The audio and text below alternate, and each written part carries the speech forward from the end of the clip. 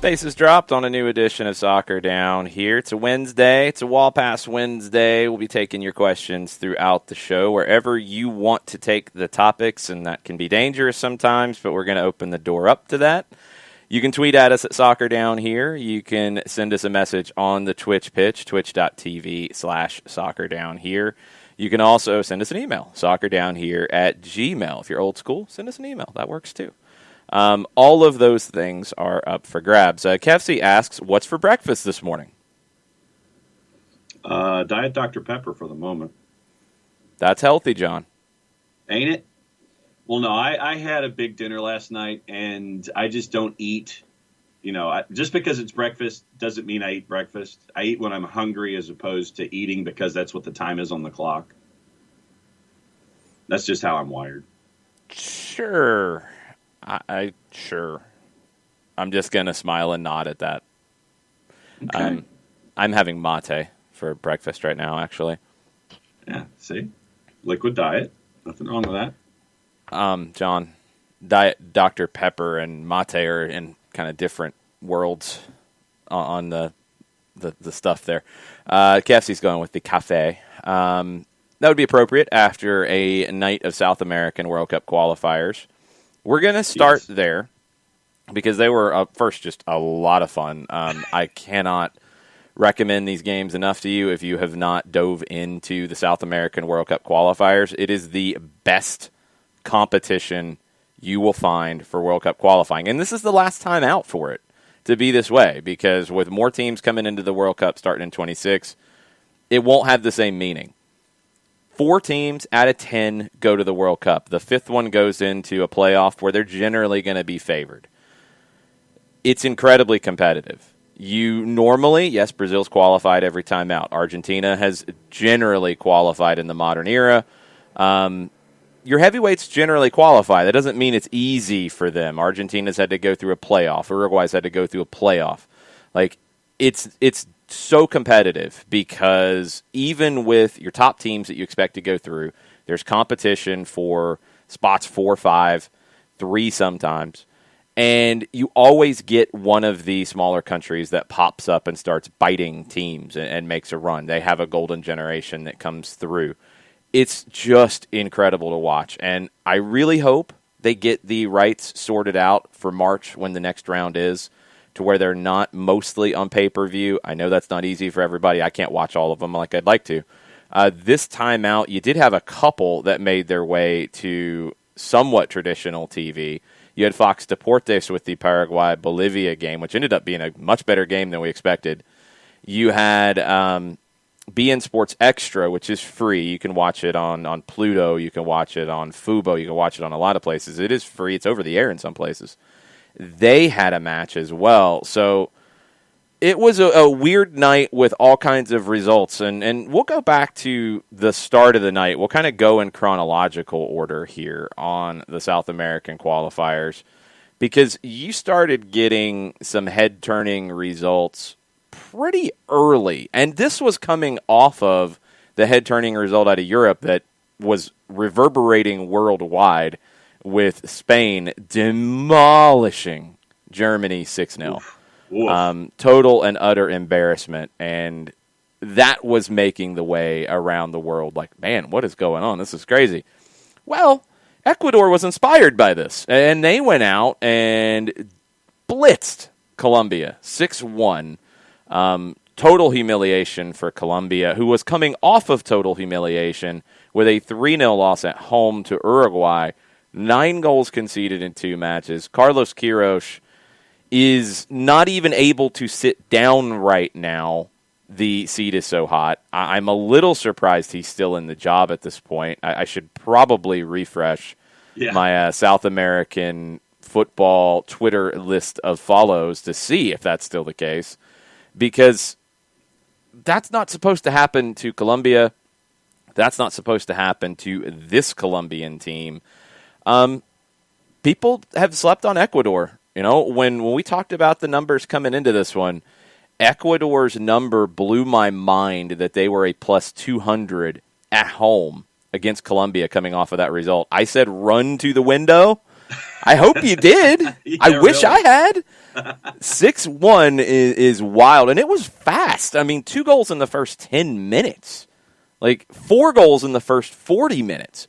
4 goals in 39 minutes to the point that Kirosh did something that had never been done before. 4 first-half subs. 4 at the 40-minute mark after that goal in the 39th by Seattle Sounders Xavier Arriaga. 4 subs in the first half to try to fix it. They get a goal in stoppage time from Hamas. All right, it's 4-1 at halftime. Is Columbia going to make a comeback? No, they're not. It gets worse. Gonzalo Plata humiliates Thomas Rodriguez, nutmegging him, and it's one of the greatest gifts you'll find out there today. Then he scores a golazo. Then he, of course, gets a yellow card and a red card for the celebration. It's okay. It's 5-1 at that point. Celebrate, Gonzalo. Go do your thing. And then they weren't even done. Then they added one more, Estupinian. So 6-1 final. I don't know where Columbia goes from here because I just don't know how Kirosh survives until March after these 2 rounds. The juice boxes ended up at plus 177, and they were still the dog in that fight. So run to the window. Here's your totals, by the way, just to give you an idea as to how things laid out. Your over-under plus 1.5 minus 261, 2.5 plus 120, 3.5 plus 294, 4.5 plus 695, 5.5 plus 1410, and you're over-under at 6.5 plus 2,400. Yeah, because it's not supposed to happen. No. It did. Ecuador had 14 shots, 9 on target. I mean, they just bossed the whole game. And player we've talked about quite a bit who is getting all of the hype. He didn't get on the score sheet with a goal, but Moises Caicedo with a brilliant performance, had an assist. Involved in multiple big plays, created 2 chances. Midfield, he passed at 89%. I mean, you're talking about a kid who is going to be potentially the next great Ecuadorian player. Pretty wild stuff. Christopher Abel comes in with his negative Nelly perspective. Columbia are almost as bad as Atlanta United. Chris, I don't remember Atlanta United getting beat 6-1. You know, I get it. They had a bad season. Take your shots. I understand. But, man, let's not be Atlanta sports fans about everything with Atlanta. For once, please, can we try? Anyway, Colombia, very bad. Ecuador, very good. The other early game had some big twists and turns as well, and it was Venezuela and Chile. Chile has not been necessarily inspiring during the early rounds of qualification, and Venezuela hasn't either. In Venezuela, we know they're missing Joseph Martinez. They've struggled. They needed a win badly. I didn't know if they could get it. They did, and it was a great goal to win it in the 81st minute. Solomon Rondon from Soteldo. Soteldo came on as a sub in the 70th minute, kind of turned the game around for Venezuela. Venezuela got an early goal. Arturo Vidal with a golazo to equalize. Kind of a stalemate from there. Looked like it was going to go 1-1. Soteldo coming in changed everything for Venezuela. They end up getting the win. And it's a long run in this qualification process. Venezuela would not have been out or in bad shape if they had lost this. But that road would have got hard for a team that every time it's a hard road. Venezuela is the only team in South America to never qualify. This feels like their best chance. They didn't get off to a good start. This kind of rights the ship a little bit. The other team in South America that's usually one of the minnows, Bolivia, they are not good on the road. They never have been. They have such a huge advantage in La Paz at altitude. The one time they qualified for the World Cup in 1994, they took full advantage of that, along with a generation of talent that they haven't had since. Well, Bolivia went to Paraguay and was really good in nearly winning. They couldn't quite see it out. Kaku with an equalizer in the 72nd minute for Paraguay. No Miguel Almiron. He was suspended due to yellow cards. He did not go back to Newcastle, by the way, and that turned some heads in the South American media. He stayed with his national team. He could have left early, went back to Newcastle. He did not. This is on the back of some comments from the agent about they would have already been gone if he hadn't had COVID, et cetera, et cetera. Things don't look very good between Miguel Almiron and Newcastle United. We'll see how that goes. One thing you notice in the Paraguay-Bolivia game when you go back and look at the timeline, VAR. You have VAR involved quite a bit. Penalty awarded to Paraguay via VAR. It was correct. Angel Romero opened the scoring in the 19th minute. Bolivia came back and scored 2 in the last 5 minutes of the first half, so they took a 2-1 lead into the second half. Paraguay had a goal that was an equalizer called out because of VAR. Then Kaku scored 3 minutes later. Then you had a penalty nearly awarded. It was checked, and it was correct. It was not a penalty in the 88th minute. Then you had red cards issued to a player from each team. Those were canceled by VAR. VAR was very, very, very busy. Very, very, very busy. And Christopher Abel, Miguel Almiron's not coming back to Atlanta. Don't even start that. It's not happening. You would have to pay probably $30+ million to bring him back. It's not happening. It's okay. It'd be nice, but it's not happening. And you don't need somebody to come back and save Atlanta. Let's slow down, my friend. It's a Wednesday. We can try and find something to be positive about. If you're Brazilian, you're positive. They went to Uruguay and won 2-0. That doesn't happen very often. And they were in pretty complete control of this thing. Edinson Cavani got sent off. Uruguay really didn't have a lot in this one. They didn't have Luis Suarez. Brazil was missing Neymar. Brazil found a way to get 2 goals in the first half. They win. Argentina gets 2 goals in the first half in Peru and wins 2-0 in a really strong performance. Second half, took their foot off the gas a little bit. But that's where everything stands in South America at this point. So the table through 4 rounds, and they play 18 rounds in this. It is a double round robin. Brazil on 12 points, they're perfect. Argentina has not lost on 10. Ecuador's third on 9 with 3 wins. Paraguay has not lost, but they've only won once. They're on 6. They're going through right now. Uruguay's in the playoff spot on 6. Chile is on the outside looking in, 2 points back. Colombia is 2 points back with a bad goal differential. They've conceded 11 goals so far. Venezuela gets into 8th place with 3 points with that win. Peru, no wins. Bolivia, no wins. They each have a draw. They're on 1 point. You've got rumors circling in Colombia about Carlos Queiroz.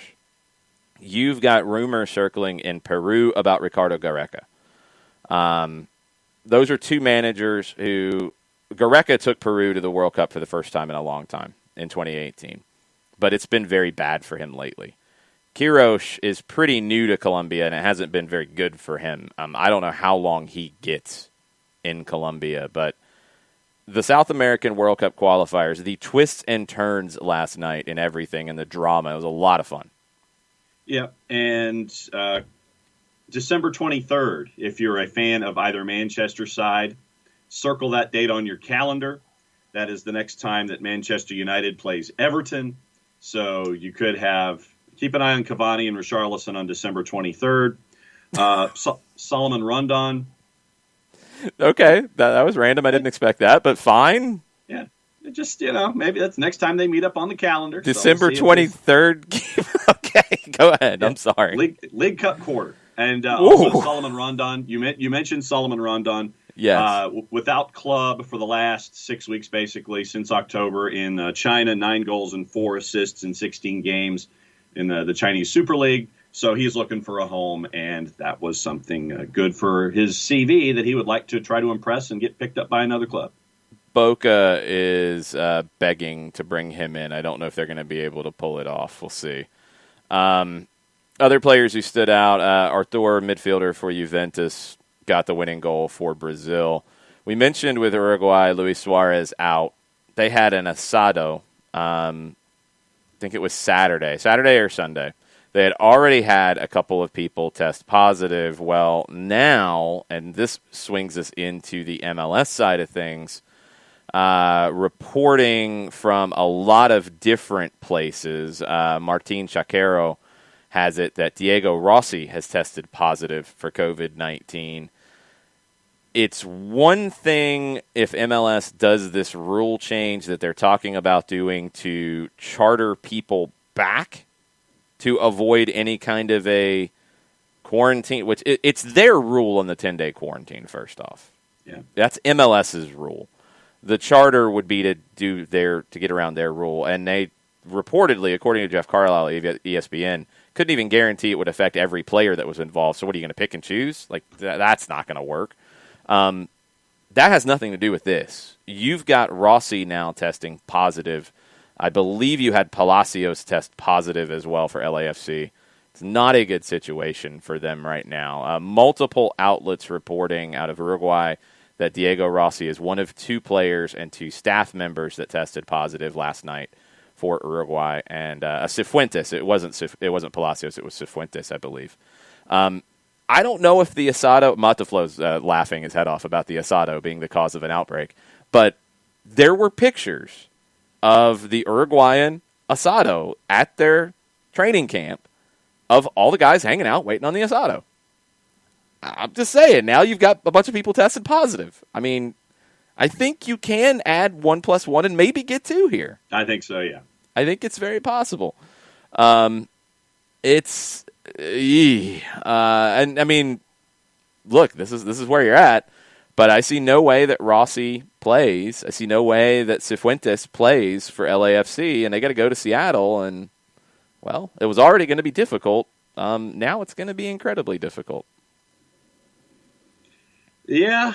I just, once again, I sit there and look at the Asado and use basic math, and I'm making that correlation. So let's see what happens here. But, yes, I just, come on, people. Just common sense, please. Jason Nick says he thought it was all MLS internationals. See, that's the problem, Jason, is that you've got guys all over the globe. And MLS, I guess, thought they could send planes all over the globe to get these guys. I mean, that's not very reasonable, and I don't think it was very well planned. In Jeff Carlisle's piece at ESPN, he said, it is still unclear if every player will be able to be accommodated, but the source stressed that the league was working to bring back as many players as possible. That's where it's like, wait a minute. No, you can't do any if you can't do all. Right. So, Palacios did test positive. Okay, I wasn't crazy. I'd forgot about Cifuentes. Thank you, Mataflo. So 3 guys who went to South America and tested positive. I don't know. And, I mean, Matt Wagner has a point. And, look, this was brought up by Carlos Bocanegra. It'll be interesting to see how Atlanta fares when they bring guys back to train for CONCACAF Champions League. I mean, Carlos said it kind of like, not freaking out, but kind of like, guys go home, and then they come back, and we've seen it so many times where they test positive coming back in. So it's likely. It's likely to have somebody come back and test positive. If they come back 2 weeks ahead of time, maybe they can still play. Who knows? We'll have to just wait and see. This is where it is. This is where it is. Yeah, Jason, he said as many as possible. And that's not an official statement from MLS. That's just the way it was reported by Jeff Carlisle. But what they said was, and we'll get into that since we're talking MLS and South America. And if you guys got questions, South American qualifiers, MLS, playoffs, et cetera, go ahead and throw them in on the timeline. We'll get into those on Twitter. We'll get into those in the Twitch pitch as well. Carlisle's article at ESPN, they said it's an unusual step of using charter flights to speed their return and thus avoid quarantine periods. Now, there are a few places in the league that do have quarantines, and this, I guess, would get around those as well. Most of the league is under the league's own 10-day quarantine rule. Okay. 28 players are away on international duty that are going to play in the playoffs. 28. LAFC, Minnesota, 4 players each. We haven't heard about Brian Rodriguez yet from LAFC. I think he's the only one we haven't heard about yet for them. Seattle, Xavier Arriaga, starter, played well last night. Hopefully everything goes well with him. Minnesota, Jan Gregus, Robin Laud, Roman Metzner, Kai Kamara. Haven't heard anything about any of those guys yet. Gregus has scored a goal on international duty. Kamara has played for Sierra Leone and got 2 draws with Nigeria, which are very impressive. Haven't heard anything bad about those guys. Rodolfo Pizarro with Miami, Randall Leal with Nashville. Haven't heard anything about those guys who played in friendlies for their national teams in Europe. One source told Carlisle that the league consulted with infectious disease experts who informed MLS that if charter flights were used to bring the players back to the U.S., a quarantine period wouldn't be necessary, assuming they continued to test negative for COVID-19. The change also assumes that those players who have contracted COVID while on international duty, like Raul Ruidiaz, did so while traveling and not when they were with their teams, since those are thought to be controlled environments. Okay. But the thing about they weren't sure if they could get everybody sorted out with this. So, again, my question is, the South American guys, what are you going to do? You're going to have the plane bounce around South America and pick up as many people as possible? I mean, how many planes are you going to send? Yeah. How many planes are you working with here in Europe? What are you going to do? Are you going to have to make a decision we can get Brian Rodriguez and he can play. The other guys we're not bringing back because they tested positive. We're going to leave them. They can sort their own stuff out. We'll bring Brian Rodriguez back, but we can't get over to Ecuador. We can't get Arriaga. Sorry, Seattle. Yeah. We apologize. What? Yeah. It's cost prohibitive, and it's also timeline prohibitive because of all the different flights that you'd have to do, and it's either do them all or don't do any for me, because you can't pick and choose, because then you're going to get what you're just talking about. Yeah, okay, let's clean that up. The cost prohibitive part is not part of the conversation at this point, because they're saying they're going to do it. If they're going to do it, they have to do it for everybody. Right. There's no way around that. They cannot come back and say, well, we can't afford that one, but we can afford this one. No, that if that enters into it, then they've messed up far beyond anything I would ever expect. That can't happen. So I'm going to leave that out. I'm going to leave cost being an issue out. A lot of it's logistics.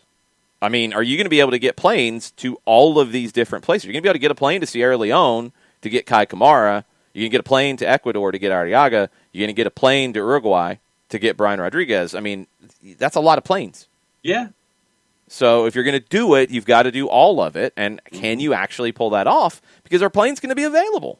Right. That's the other thing, is it's not like there's a whole army of charter planes just sitting around waiting to be called upon. So charters are us. No, that's not a real thing. No. It's I don't know. I don't know how they handle it. They still haven't made an official announcement. The playoffs start Friday, by the way. Yeah. Friday. And we don't know what they're going to do. Friday. Uh-huh. So no, it's not funny. That's the thing that pisses me off here about MLS right now. No, hold on. This pisses me off about Major League Soccer, because I want to take this seriously. Nashville and Miami play in a playoff game. Their first years, they get into the playoffs. Big deal. Look, you can't have a full building in Nashville. I understand that. I get it. It's not going to be what it could have been. Totally understand that. But this is a big deal for those clubs. It's a bigger deal for those fan bases. And it's a big deal for people who want to talk about this league. I can't give you any kind of preview about Miami and Nashville because I don't know if Rodolfo Pizarro is playing for Miami. I have no way to know that.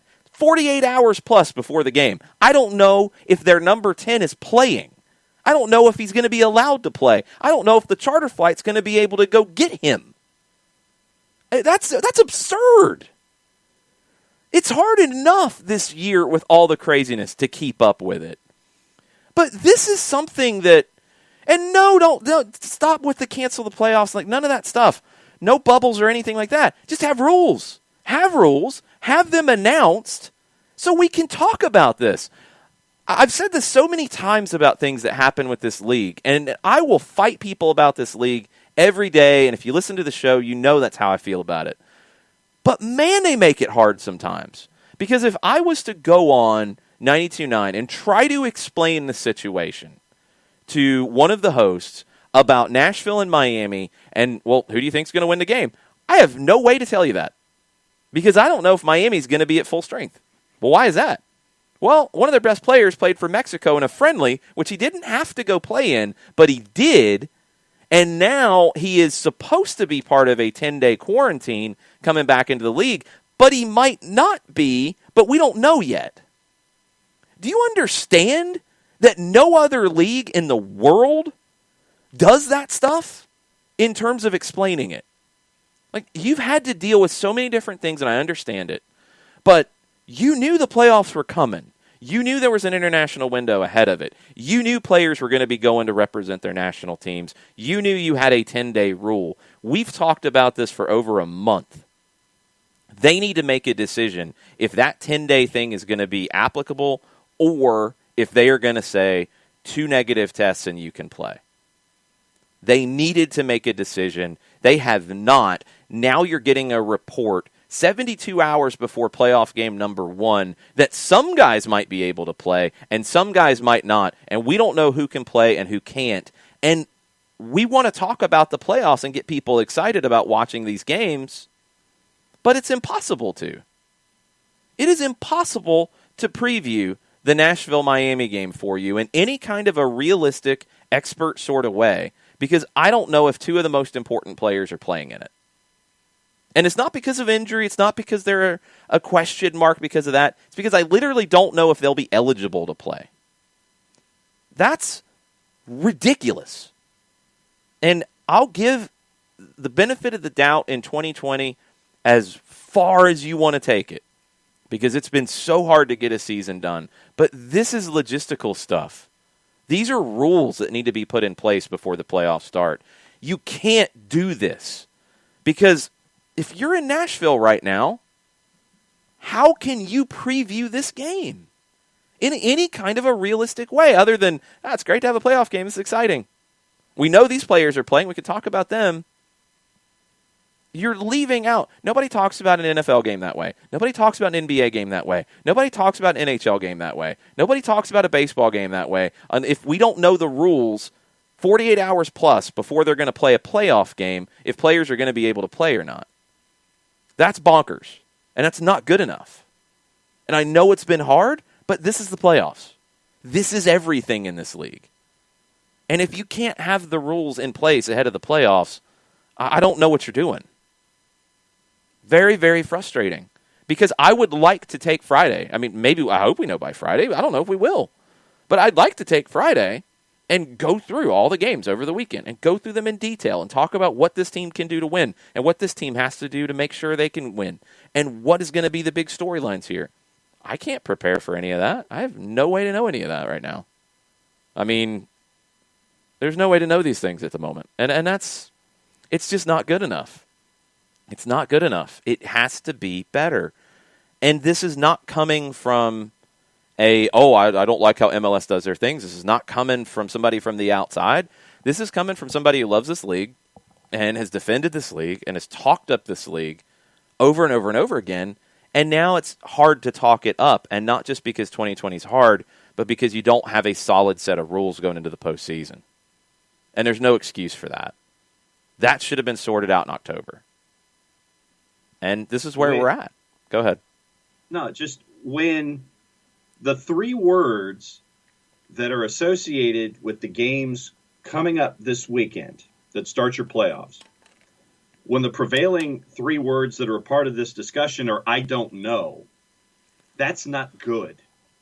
When you have something that is a logistical matter and you're waiting until, and right now we're 48 plus whatever, so 60 hours away basically, or 58 hours away from your first games that are associated with your postseason, with everything that you've done to get from stoppage to MLS's back to a season to a playoff.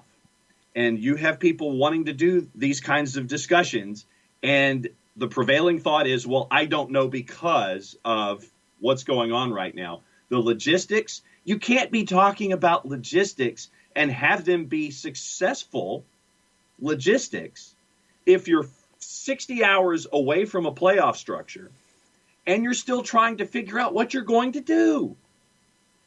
It's mind-boggling that you're having these discussions now instead of the weeks leading up to it to where you have a plan and can bring in every player that's on international duty, that you can get all this stuff sorted out.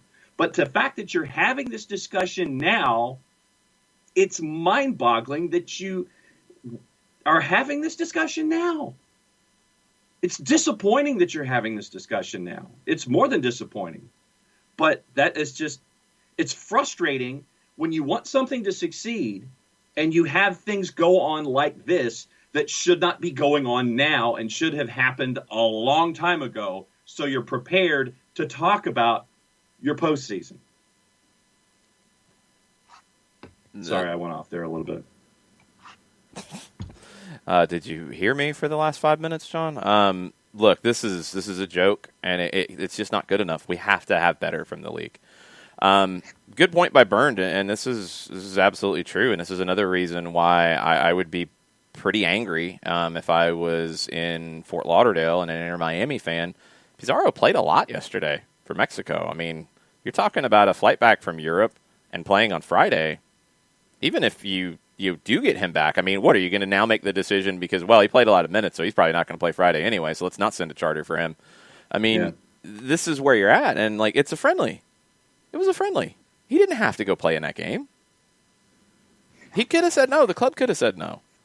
But now, if you're an Inter Miami fan, look, this stuff happens, and this would not be good to create a buzz in that area. And look, maybe it's just because 2020, you punt on it, whatever. You're the last team in. Maybe you're not worried about the playoffs. Sure, it looks like you don't care when you let Pizarro go to play in a friendly. Randall Leal from Nashville, you let him go. I mean, they've got some cover. They can move the pieces around a little bit there and leave him out if they want to, but we don't know the decision-making, and this is what's frustrating, is we just don't know how any of this decision-making process was going to go. Did they let them go knowing or thinking they would be able to come back and play? Did they let them go thinking they couldn't play, and they just said, well, we're not going to mess with these guys. They want to go play for their national team, so we're not going to start a fight? I mean, all of it is just very, very frustrating, and I don't have the Jim Maurer sounder, because I'm actually arguing the opposite in some ways in terms of the way MLS needs to treat their playoffs. They should be the crown jewel. Mm-hmm. I will give you the reverse. And look, I don't know the Liga MX rules on this. I mean, you had Liga MX players playing for Mexico. I don't know what their rules are and players coming back. Their playoffs start this weekend, and I watched the Paraguay-Bolivia game on Fox Deportes, and, man, they brought the booming bass voice announcer guy in for the voiceover for the postseason, and it's a big deal, and it's serious, and it's intense, and it's everything. And the way the playoffs were talked about on English-language broadcasts of games during this international break, we're like, yeah, the postseason starts, yay. I mean, it's the playoffs. You're going to have playoffs. They have to mean everything. They have to mean everything. And if they mean everything, you have to have rules in place to know who's going to play in these things. I don't get it. I don't get why Miami let Pizarro go. I don't get why Nashville let Leal go for friendlies. I don't get why we don't know these rules. A couple days before the postseason starts. I don't know how to tell you guys, we're going to set up a bracket challenge. We'll go ahead and do it, but I wouldn't make your picks until the last minute on Friday because I don't know who's playing in these games. So we're going to set that up. We'll share that on our social media platforms in the MLS bracket challenge, but, man, I would wait. I wouldn't pick anything yet because you could have some first-round matchups get turned on their head. If Minnesota's missing 4 guys, they might be done. I mean, they might be. If they're missing Gregush and Laud and Kai Kamara, I mean, they might be done. They might not make it to game 2. And normally they would. I don't get it. It's got to change. And normally MLS does a really good job about taking their playoffs very, very seriously. And it is everything. And you made the decision to do it this year. In spite of everything going on in 2020, it has to be given a greater appearance. You can argue that the MLS playoffs aren't that big a deal. You can say they're not as important as Liga MX. All those things are fine.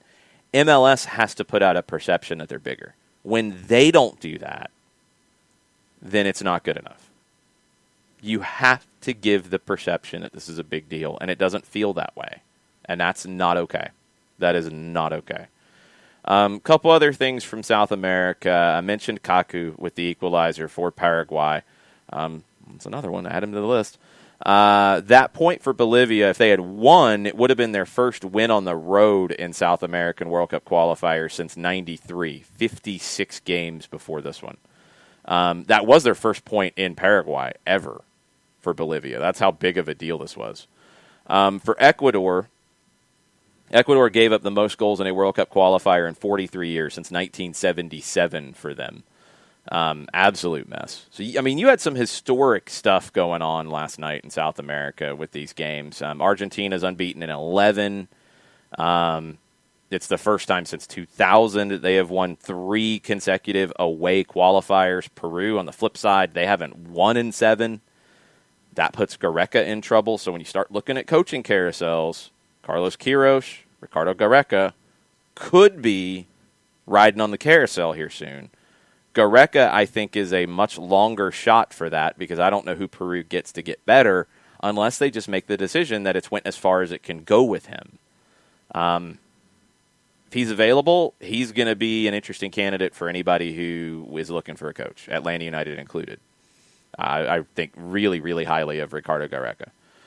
Carlos Queiroz has been in this league before, a long time ago, which maybe is a bad thing if you want to look at it that way, but he's also been at some of the biggest clubs in the world, and he's had some of the biggest jobs in the world. I mean, Carlos Queiroz has been very successful. He is not right now in Colombia, and he wasn't in his – I mean, he's just bounced around. Like, it's just Gareca's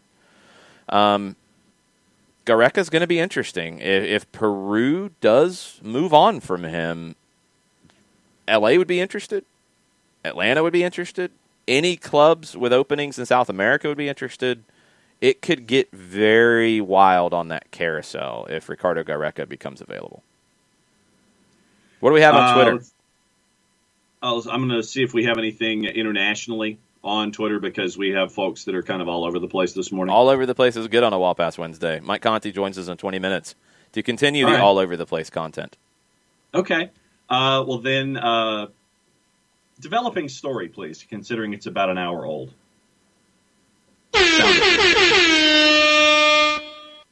From our friends at The Athletic, the Chicago Fire are getting a new badge again. The Fire is set to announce plans to scrap the Crown badge and unveil a new one for the 2022 season, pending final approval of plans, sources tell said Athletic.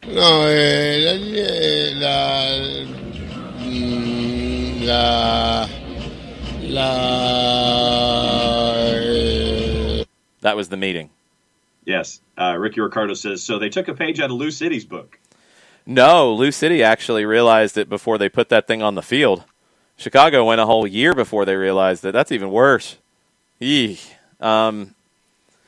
I've said it before. Like, that brand, if that was day one, the brand of the Chicago Fire, it's okay. Like, it's okay. It's just, it's so much worse than what they had. Yeah. If that was the upgrade, that's not an upgrade. Wow. If that was the upgrade, then no, don't upgrade. Like, if that was what you had day one, it's meh. I mean, it's meh. It's getting treated more harshly because it's replacing something that was better, which means you shouldn't have replaced it. Welcome to Chicago. So now we'll see what they do the third time around. Rich Ransom is in this morning, and first off, Rich, there's nothing to apologize for. He says, sorry for yesterday. Still love you guys.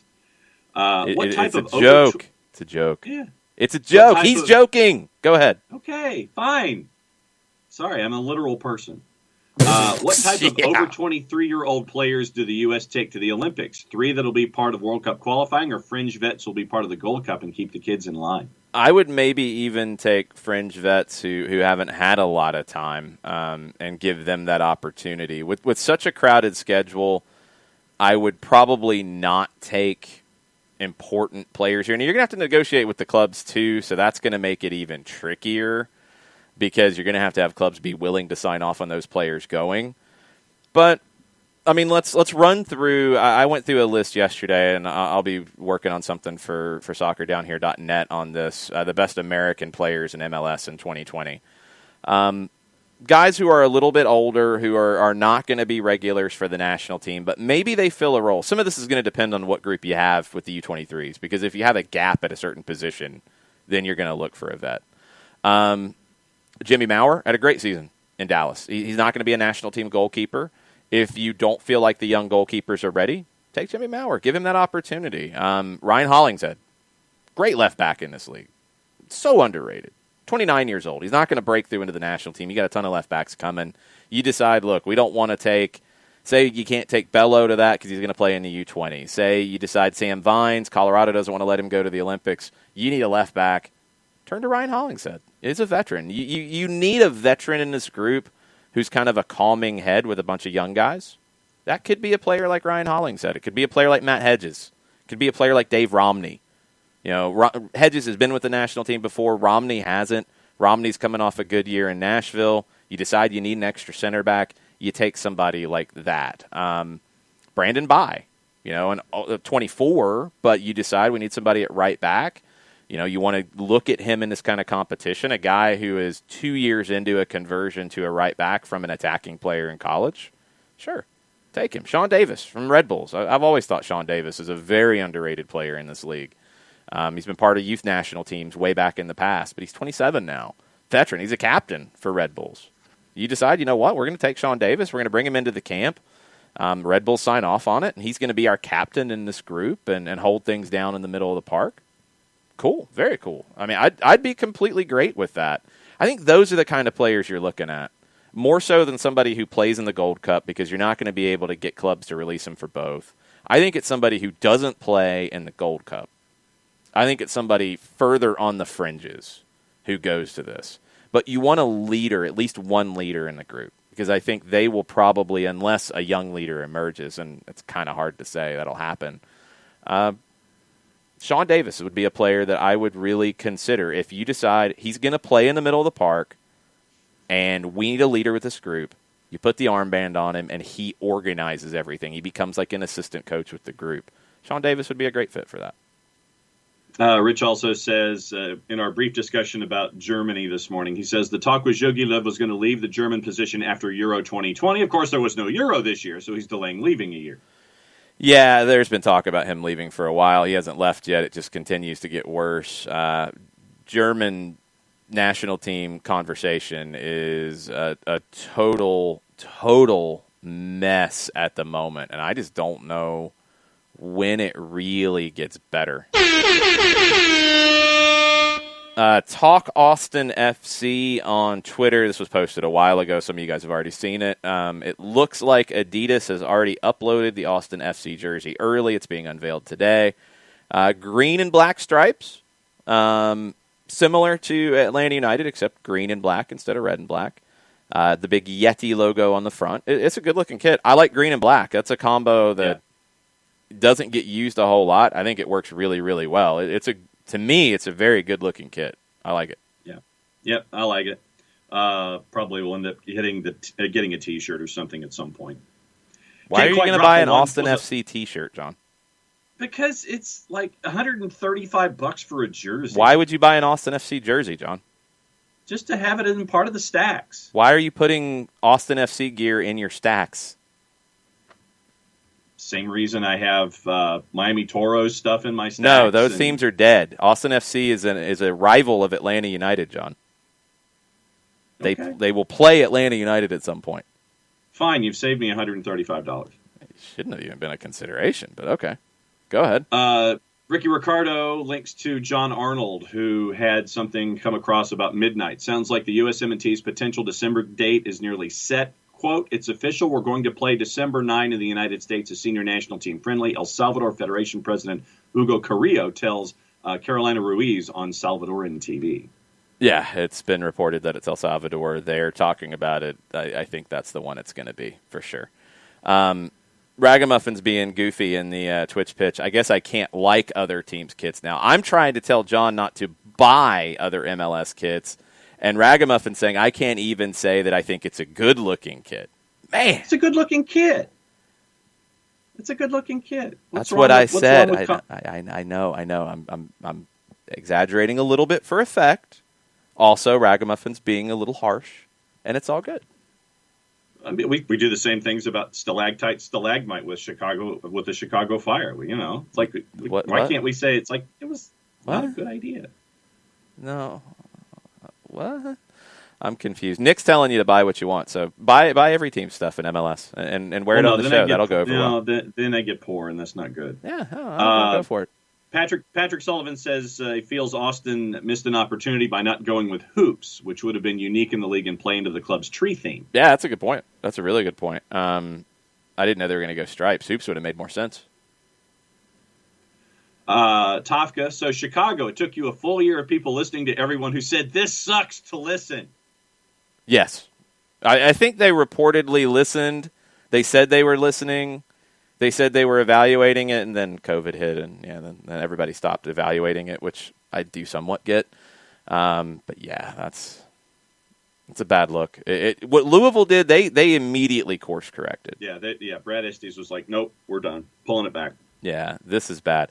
Kefsey says Dallas had hoops, which I agree, which would be even more reason for Austin to take hoops, because Dallas dropped hoops, which they should have kept, because people were starting to call them the hoops. Uh-huh. So now they don't call Dallas much of anything, and Austin could have taken the hoops and said, well, we're going to make this better than you did. So, ha, ha, ha, ha.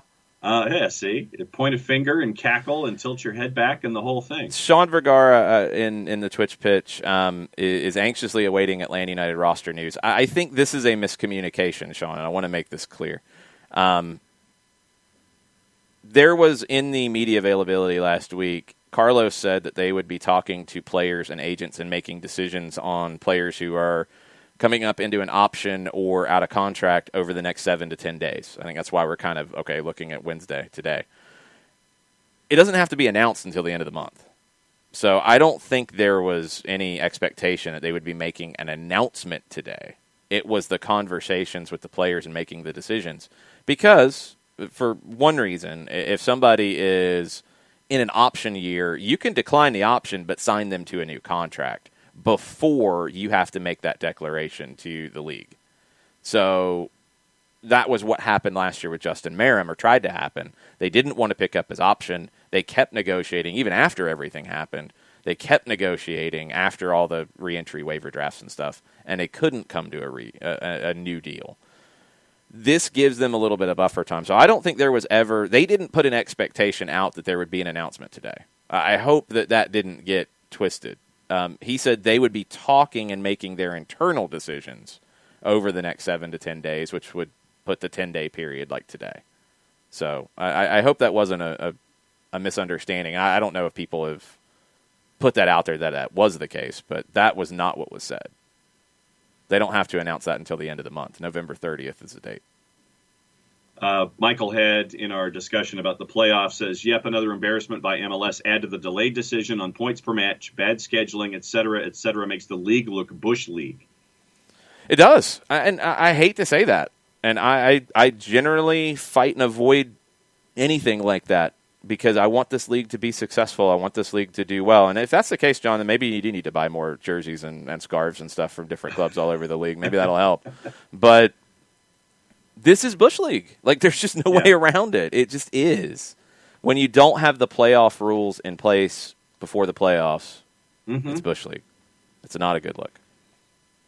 And Tafka says that there needs to be more money at stake. Start making each round worth $250,000. The current value is a joke. Yeah, I'd be fine with that. I'd be fine if they publicized it. I'd be fine if they made that part of the conversation. I'd be fine if they made that part of the conversation that the players would make their bonuses of X amount of dollars for winning that round. I would absolutely be fine with that. I mean, money makes the world go round. Cash rules everything around me. Wu-Tang had it right years ago. So don't hide from it. Say, yeah, they win this match. This is going to be worth an extra $25,000 to every player on the roster. That's why you just kicked him in the kneecap. This game is serious because of this. There's a lot of money on the line. Next round is $50,000. I mean, whatever you want to do, however you want to publicize it, do it. Put something more on the line. You have to get these games watched more. You have to get these games talked about more. That would be another way to do it. along with making playoff rules publicly available. Nathan Pugh is in this morning. Was denkst du ist der nächste Schritt für das Team? Wie peinlich sollten deutsche Fans nach diesem Spiel sein? Wie lange wird John wohl brauchen, herauszufinden, wie man das übersteht? Hashtag WNB Best in Mittwoch. So basically, he says, what do you think the next step is for the team? How embarrassing should German fans be after this game, and how long do you think it'll take John to figure out how to translate this? How long did it take you to translate that? There's a button that says translate tweet. So it didn't take you very long. Nope, clicked on it, and that's how I got to do the English version rather quickly. Very good, and good pronunciation. Amataflo is impressed. I don't know how you keep Yogi Love. Bernd was saying in the Twitch pitch earlier that the German media is calling for him to resign. He should. It is the most humiliating loss since a friendly against Austria in 1931. It is the worst defeat in a competitive match. You can't stay, because it's not like this came out of nowhere. It's not like you had win, trophy. Oh, yeah, you lost 6-0. No, this has been bad for a while. Yeah. It's time to go. It's time to go and leave everybody alone with Germany. But, I mean, Oliver Bierhoff is saying he's the national team director. No, he's in no danger of losing his job. It's all good. Yogi Love says it was a disastrous day. I mean, this tells you everything you need to know, and it's coming from Spain midfielder Rodri. We walked all over them in every sense. We scored 6, but it could have been far more. Wow. Yeah, you need to leave. You gotta go. You gotta go for not just your own pride, but if you actually care about the program that's employed you for now 16 years as an assistant and a head coach, you got to walk. Yep. You got to walk. And Jarrett's trying to start the hashtag Klinsmann for Germany. That's just mean, Jarrett. That's just really, really, really mean. Yeah, it absolutely could have been worse. I mean, it's just it was embarrassing. Yeah, it's like Jarrett's like, I don't want him. You can have him. Nobody has him. He's nowhere. Nobody doesn't want him. He's nowhere. Yeah. Thankfully. Caught up on Twitter. What's going on your end? Bernd Dursberger said the verbatim quote from an influential sports editor in Germany is, quote, "If he had any spine at all, he would offer his resignation today." Mm-hmm. And Jarrett's trying to be funny with the Jurgen Klinsmann talk, but there is somebody out there who has had success in the Bundesliga, who is not currently working anywhere, who would be available. And that individual is? Ralf Rangnick. There you go. Where's Nick? Why are you laughing? No. I just, the first thing that popped into my head is what would Nick's response be? It wasn't a laugh at Rangnick. It was a laugh at the anticipated response from Nick. That would be the right hire right now. Put him in charge of the whole program. That would be the absolute move to make, because they're not getting Jurgen Klopp. They're not getting Nagelsmann. They're not getting anybody who's currently in a job. He is available. This is the same conversation we had about Frank de Boer taking over the Dutch national team. Yeah, he was available. They needed somebody right then, and he knows what he's doing. Some people would disagree, but they're wrong. So in this case, you have somebody who doesn't have the baggage. Although I know, and Bernd, you could probably chime in here and clean this up a little bit. I know there are people who are not necessarily in love with Ralf Rangnick and what he brings to the table, maybe more of his attitude. That could be a bit of an issue here, but wouldn't that be an improvement over where you're at the moment? So that's really, really interesting. He's available. He's free. So you want to make the move. This is sometimes the hard decision. Can you afford to make the move, because is there anybody out there who can handle the job? You have somebody in this case. You know, that was a question for the U.S. when they fired Klinsmann. What are they going to do if they fire Klinsmann? Then what? What do you do? Well, they turned to Bruce Arena, who had the experience, and he should have got the job done, but he forgot how to actually prepare a team for a big game and going into Trinidad. Not even going to get into some of the other missteps. Should have happened, didn't. This case, you got somebody available. Byrne said his issues from Rangnick are usually fighting with sporting directors at the club level. That wouldn't apply here. It's a no-brainer. It feels like the right move to make, and I don't know why that hasn't gotten more talk, especially at this point. We'll see. By the end of the day, it could. Nick is screaming in the Twitch pitch, so he's very excited. Or in our chat, he is screaming, so he's very excited. All caps. Yes. Okay, some other stuff before we get to Mike Conti. One other thing on the MLS front, because we'll have more MLS conversation with Mike, but this is another one to add to the table here. Julio Pavoni on Argentine radio said this, and the Boca in English podcast, which if you're a Boca fan, if you're just an Argentine soccer fan, the Boca in English podcast is a definite follow. They translated it for all of us. They said the LA Galaxy have offered $8 million for Cristian Pavón, with Boca receiving a 30% sell-on clause. The Boca board will likely reject that offer. Reportedly, Boca wants at least 10. Now, the conversation has gotten deeper into, okay, if it's 10, is it a 20% sell-on? Is it a 10% sell-on? Is there no sell-on? How does that go down? The Galaxy's argument reportedly is, we've already paid you millions of dollars in loan fees, so that was a down payment. Yeah. And Boca's like, no, those were loan fees. And you had a $20 million purchase option, and we're talking to you about a purchase option, not the loan fees have nothing to do with it. So that's where it stands. They're going to keep talking. They got till the end of the year. I think they find a way to get it done. I don't know what the numbers come in at. Somewhere between 8 and 10 million, I would assume. Yeah. All right. Time for you to tell us about our good friend Steve Apolinski in Decatur, GA. I could do that. Apolinski & Associates, LLC, proud supporters of everything soccer down here in the SDH network. For wrongful death and serious injury matters, there's one phone call that you need to make, one email you need to send, a couple different ways that you can do it. Go to the website, shoot Steve an email directly at aa-legal.com for any wrongful death or serious injury matters. Get a response that way. You can get a free consultation by giving them a call, 404-377-9191, or you can go on the internets, the World Wide Web, that thing that links us every single day to all of our businesses and all of our people.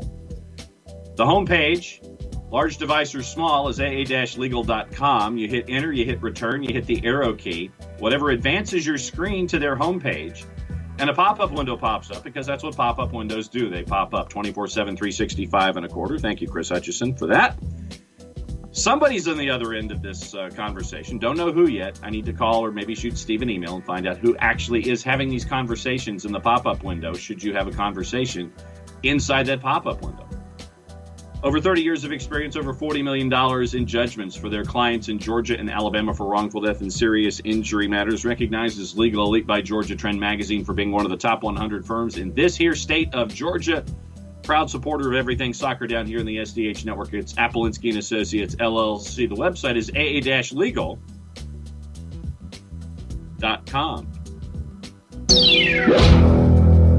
Uh-oh. Well, maybe they were listening in New York.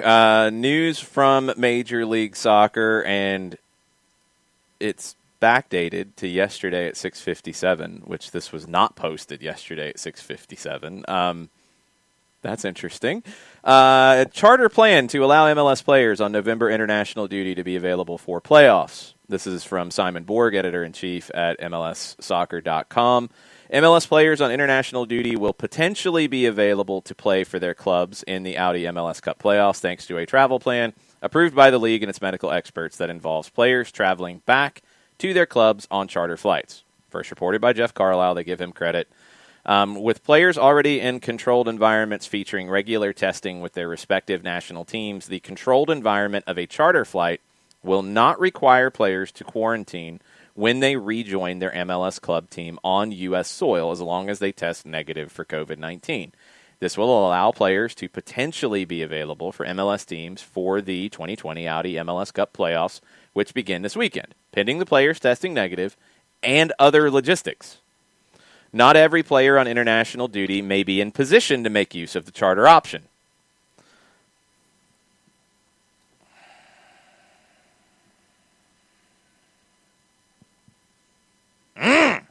Anyway, we're going to get Mike Conti on the line. I love that they backdated that, by the way, because I'd already checked their news this morning. That is not when it was posted. All right, Mateo, let's get Mike on the line before I throw things. Hopefully Mateo is on point this morning. He's been pretty good, even though he popped up in the Twitch pitch acting like a bot. That wasn't cool. No. They didn't like to see that out of Mateo. Maybe he was angry about not getting used as much as he normally does. What's up, Mike? What's going on, guys? How are you? I'm ranting and raving about Major League Soccer this morning. Oh, what they do now? Well, here we go. It's what they've done and what they haven't done. So yesterday they didn't. Jeff Carlisle, ESPN, reported that the league was looking at using charter flights as a way to get players from international duty back to avoid quarantine periods, so they wouldn't miss playoff games. The league didn't. Wait a minute. Well, no, there's more. Hold on. No, hold on. There's more. Let me lay the whole thing out. It's better, Mike. Let Jason go. Okay. Let me lay the whole thing out, and then I want your take, and you can go as long as you want on it. Okay. So There's already a red flag, but go on. Oh yeah, no, there is. Oh, yeah. There is. So that came out from Jeff Carlisle at ESPN yesterday. I wish I had time-stamped it. In the afternoon.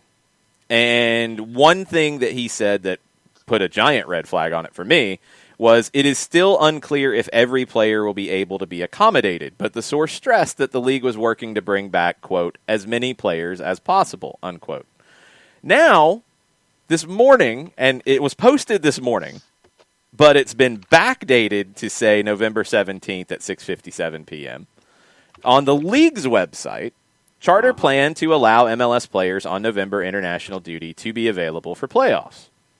And it's basically echoing what Carlisle wrote in his report, and they say that the news of the plan was first reported by Jeff Carlisle. But it has this paragraph in it. This will allow players to potentially be available for MLS teams for the 2020 Audi MLS Cup playoffs, which begin this weekend, pending the players testing negative and other logistics. Not every player on international duty may be in position to make use of the charter option.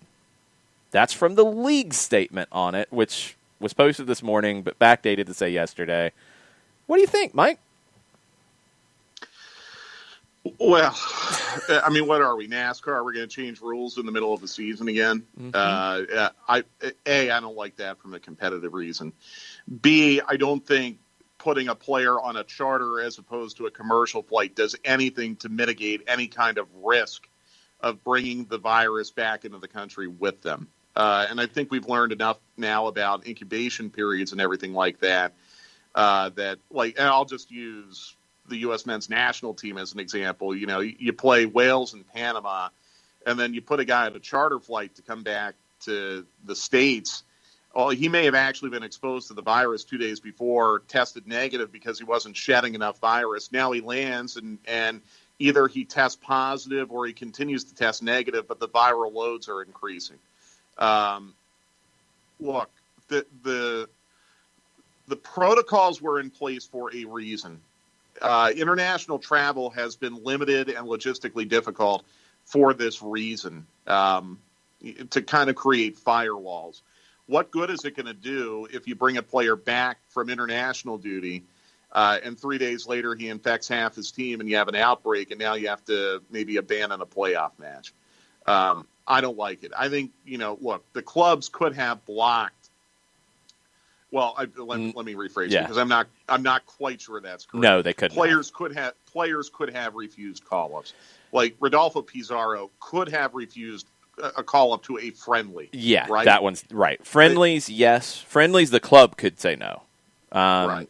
In situations where there was a local government quarantine period, the club could say no. Okay. MLS's rule about it, clubs could not stop. Now, friendlies, in any case, you could say no. Competitive games, so the World Cup qualifiers in South America, Nations League games in Europe, the clubs could not say no unless there was a local quarantine in place for international travel. Yeah, which I don't think is the case for any of the MLS clubs that are... DC did last go-round they did. Yeah. I don't know if they still do. Actually, I think they do because I don't think Edison Flores. Anyway.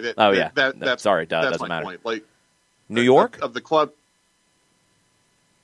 I don't. Yeah, I don't know. I think exceptions have been made for professional sports. I'm almost positive of that.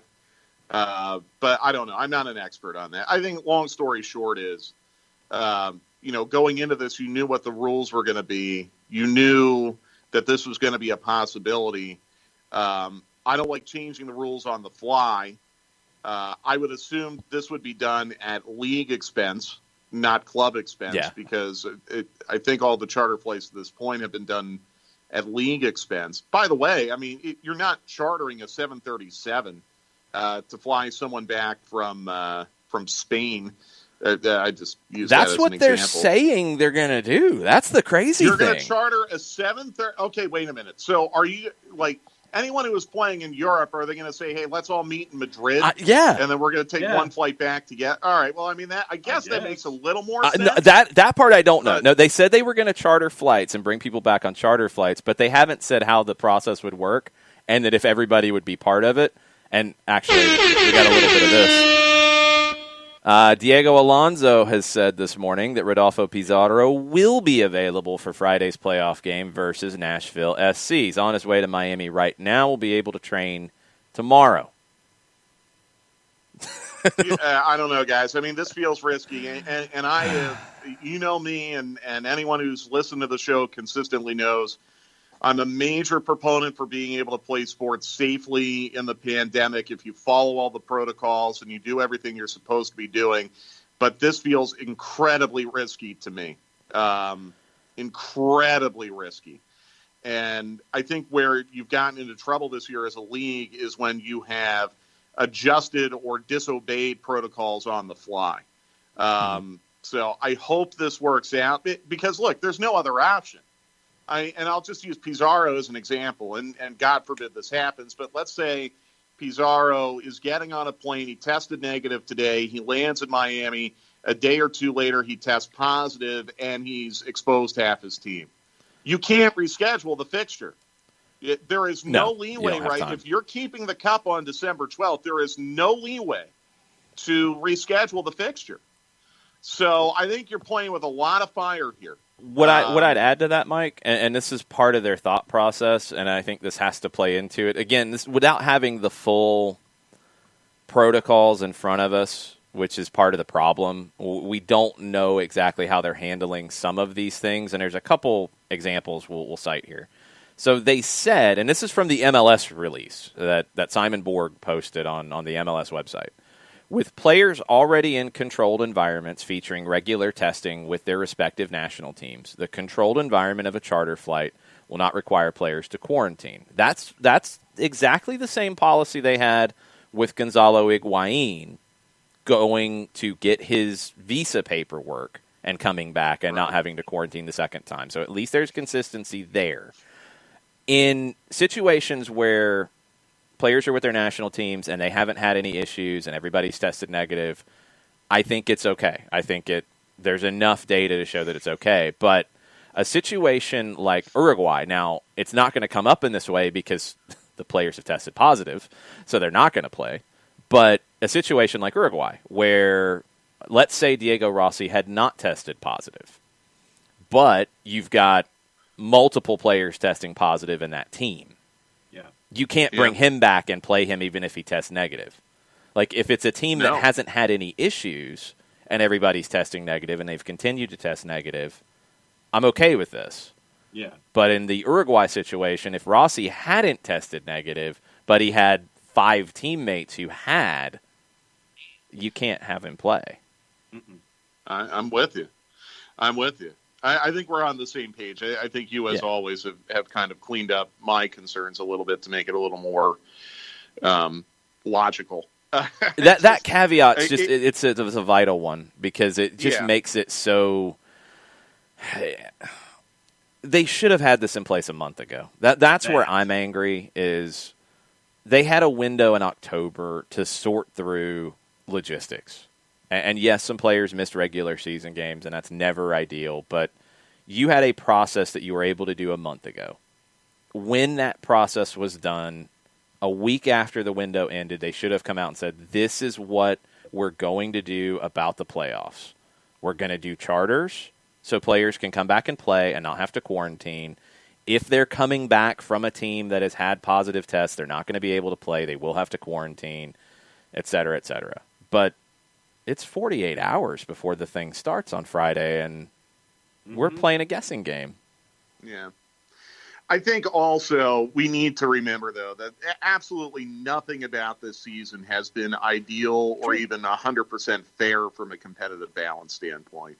And this is something we've talked a lot about here at the radio station about college football this week. Look, I mean, it's a very imperfect situation right now. There's no way you're going to get full balance for everyone's schedule. You're just trying to get to the finish line right now. And look, Major League Soccer is trying to get to the finish line with as many of its best available players as possible in the postseason. And I get it. And I know that it's not going to be pretty. It's not going to be perfect. You're trying to get to the finish line, but it's got to be fair and it's got to be safe.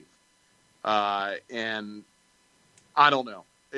This feels like it. Put it to you this way: the way this came about is going to lead to questions being asked. Yes. And you could have avoided that. Yes. And again, from a safety standpoint, I want to see as many firewalls as possible. Yeah. Now, look, I mean, the virus is out of control here in the United States as it is in pretty much any country where an international match was played anywhere in the globe the last week. So I'm not saying that, I'm not even trying to suggest that, they'll be safer in the United States. That's not what I'm suggesting at all. But you're introducing more opportunities for contact. When you have players who leave the country, play on a team with other players who played in different parts of the world, and then you send them back. I'm not saying these international friendlies or qualifiers or Nations Cup or whatever have been super spreader events, but you could see how potentially they could be. They've had there's been issues with some teams, and that's a problem. That's a scary thing because, I mean, Byrne points it out on the Twitch pitch, and I know it's the same in South America. You know, for the Nations League games, for the World Cup qualifiers, friendlies are a different category because there's no competition rule there. But they had to take charter flights. Anything UEFA's doing right now, because Ajax could be in trouble with this, you have to bring players in and travel as a team via charter. You can't do anything else to bring that in. Where we're seeing it, and Uruguay is a prime example. I mean, there's pictures of them having an asado on the weekend at their training camp, and you got a bunch of people testing positive.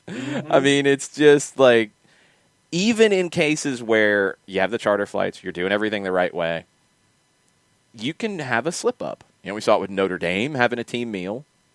Yeah. You know, if players might test positive, things can happen. You can have a breakdown in the firewall, but then when you have bad protocols inside of your unit, inside of your team, that's when it can spread, and it just becomes an issue that now you could bring back. Let's say you had a firewall break with a player coming back from international duty. I mean, Pizarro, Mexico, we haven't heard about any positives with Mexico. That's good. Should be fine.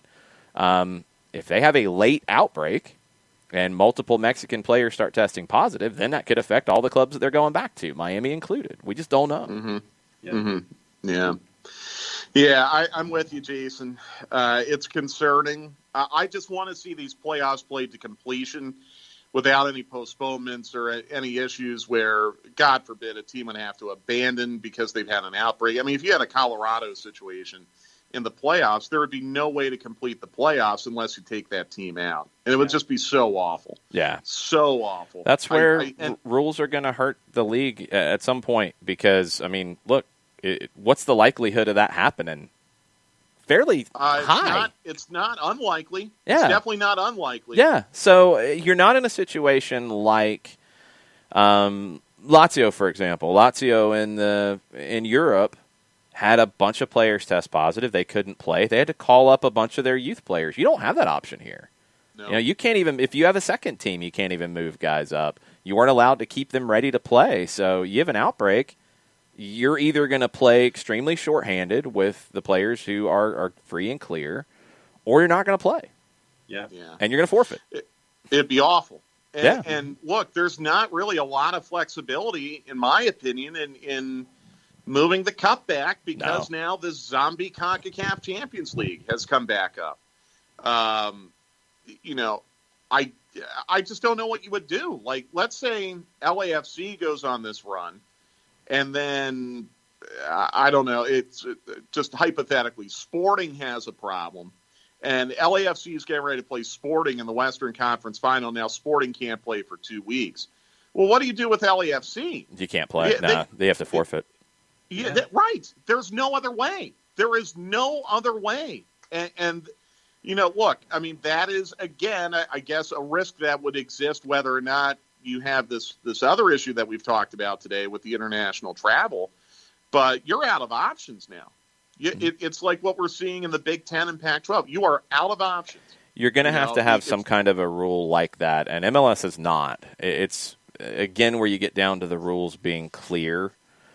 This is where it's going to hurt you, because we have not known exactly where the line has been for a game to get postponed. Canceled, that was in the regular season. When you couldn't make games up, they ended up getting canceled. Okay, we'll push that to the side. But it felt like the line was more than one positive, and a game didn't happen. Yeah. Or you can't be in the line situation was now. One team doesn't feel comfortable. And we saw that in Orlando with Toronto, quite frankly. Yeah, Look, and that's not going to be able to work here. No. I know, but what I'm speaking to, we have rules in writing on paper, but I guess they can kind of be bent and flexed a little bit. And that goes back to something I've been saying for a while. The protocols are on paper for a reason. Where you get into trouble is when you start wiggling within the protocols. No, it's black and white. This is what it is. And Jason, you're right. It feels like it became more than one positive. In fact, you even had, what was it, the DC-New York City match where you had just one positive, and there was still debate that match was even going to be played. Yeah, I don't know if there was real debate. Like that's one thing where we don't know, so we're guessing, and you can't have a playoff game get forfeited because of two positives. If a team has 30 players and they have 28 who are good to go, it's a playoff game. If they're clear, if they've tested negative, however many times they need to test negative, they need to play it. Yeah. But you created a precedent in the regular season now that is going to make it really difficult to play every playoff match. I don't think you do. I don't think there's any way that you're able to play every single playoff match with that past precedent that more than one positive means the game doesn't get played, because you don't have time to back games up. I agree. It's just, again, I acknowledge nothing's going to be perfect in 2020, and I know the league's in a bad spot. You're just trying to get to the finish line. But, man, I mean, how embarrassing and unfortunate would that be if it came to that point? And that's why, the people who had pushed for a bubbled postseason, I understand where that argument comes from. Sure. I would point out, though, you had a bubbled postseason in the NHL and NBA. It worked. You had a bubbled postseason in Major League Baseball. Everyone thought it worked. If there had been a Game 7 in the World Series, what would have happened? Oh, don't get me started on Justin Turner. Serious. Oh, what would have happened? Oh.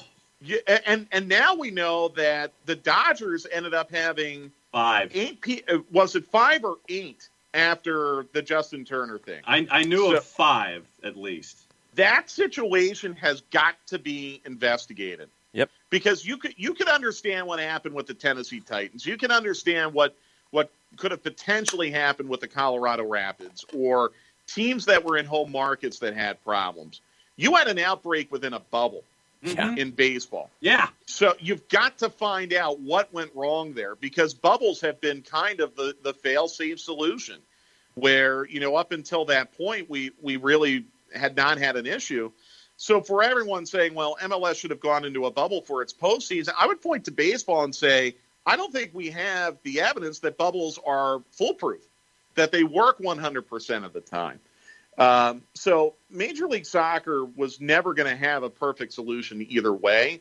It feels like they took the solution that was more likely to have a problem, but I understand why they made the decision that they did. Yeah, when they did, it was a different situation. I mean, I do think the situation with the virus has changed. It's harder to deal with now than it was when they decided not to do the bubble playoff. So I'll give them that one.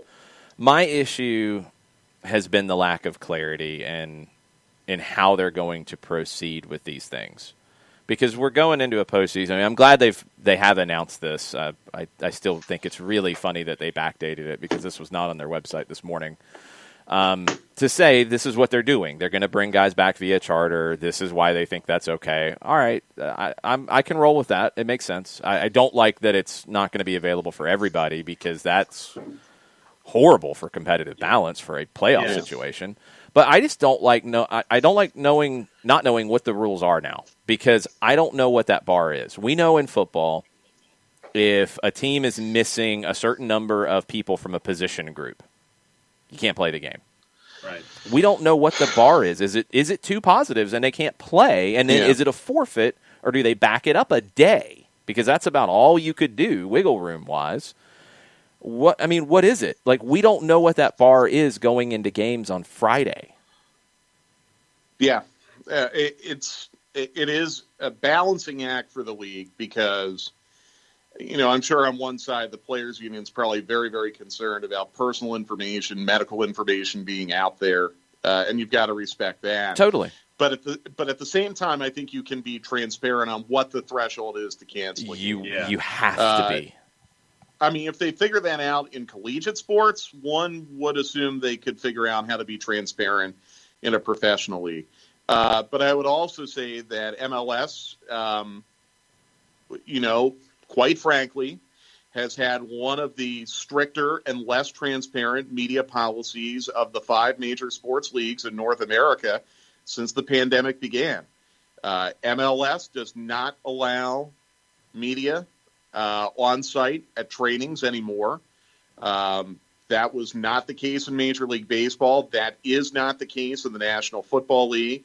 The NBA and NHL in bubbles. The NBA, though, did allow media within the bubble. Major League Soccer, by the way, did allow media within the bubble in Orlando. But, everyone has kind of complained about, social media this and digital coverage that. We didn't get the level of coverage that we hoped for this year from clubs in Major League Soccer. That's the league. That's the league that did that. It's not the clubs.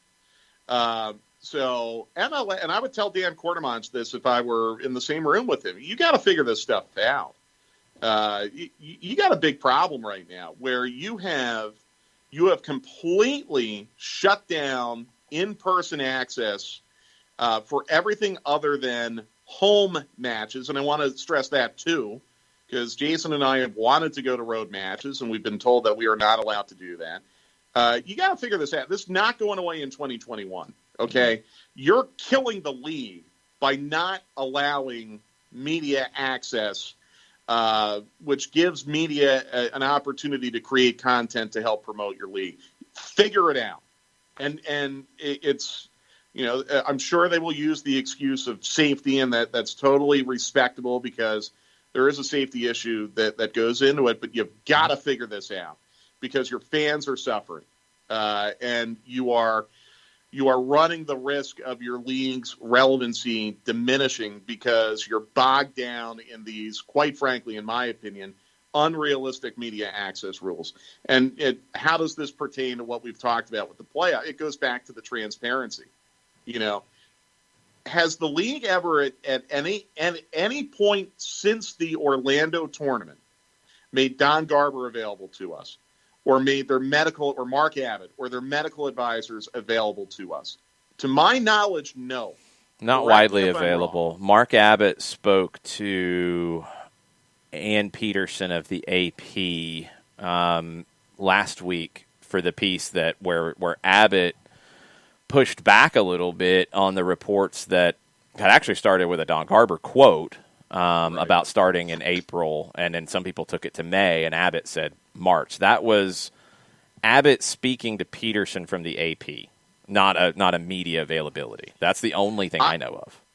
I just know this. When the NFL started to really have problems with the Titans and a couple other teams having to shut down their facilities, they immediately made the doctor who was advising the league on all the medical issues available to media across the country to answer questions.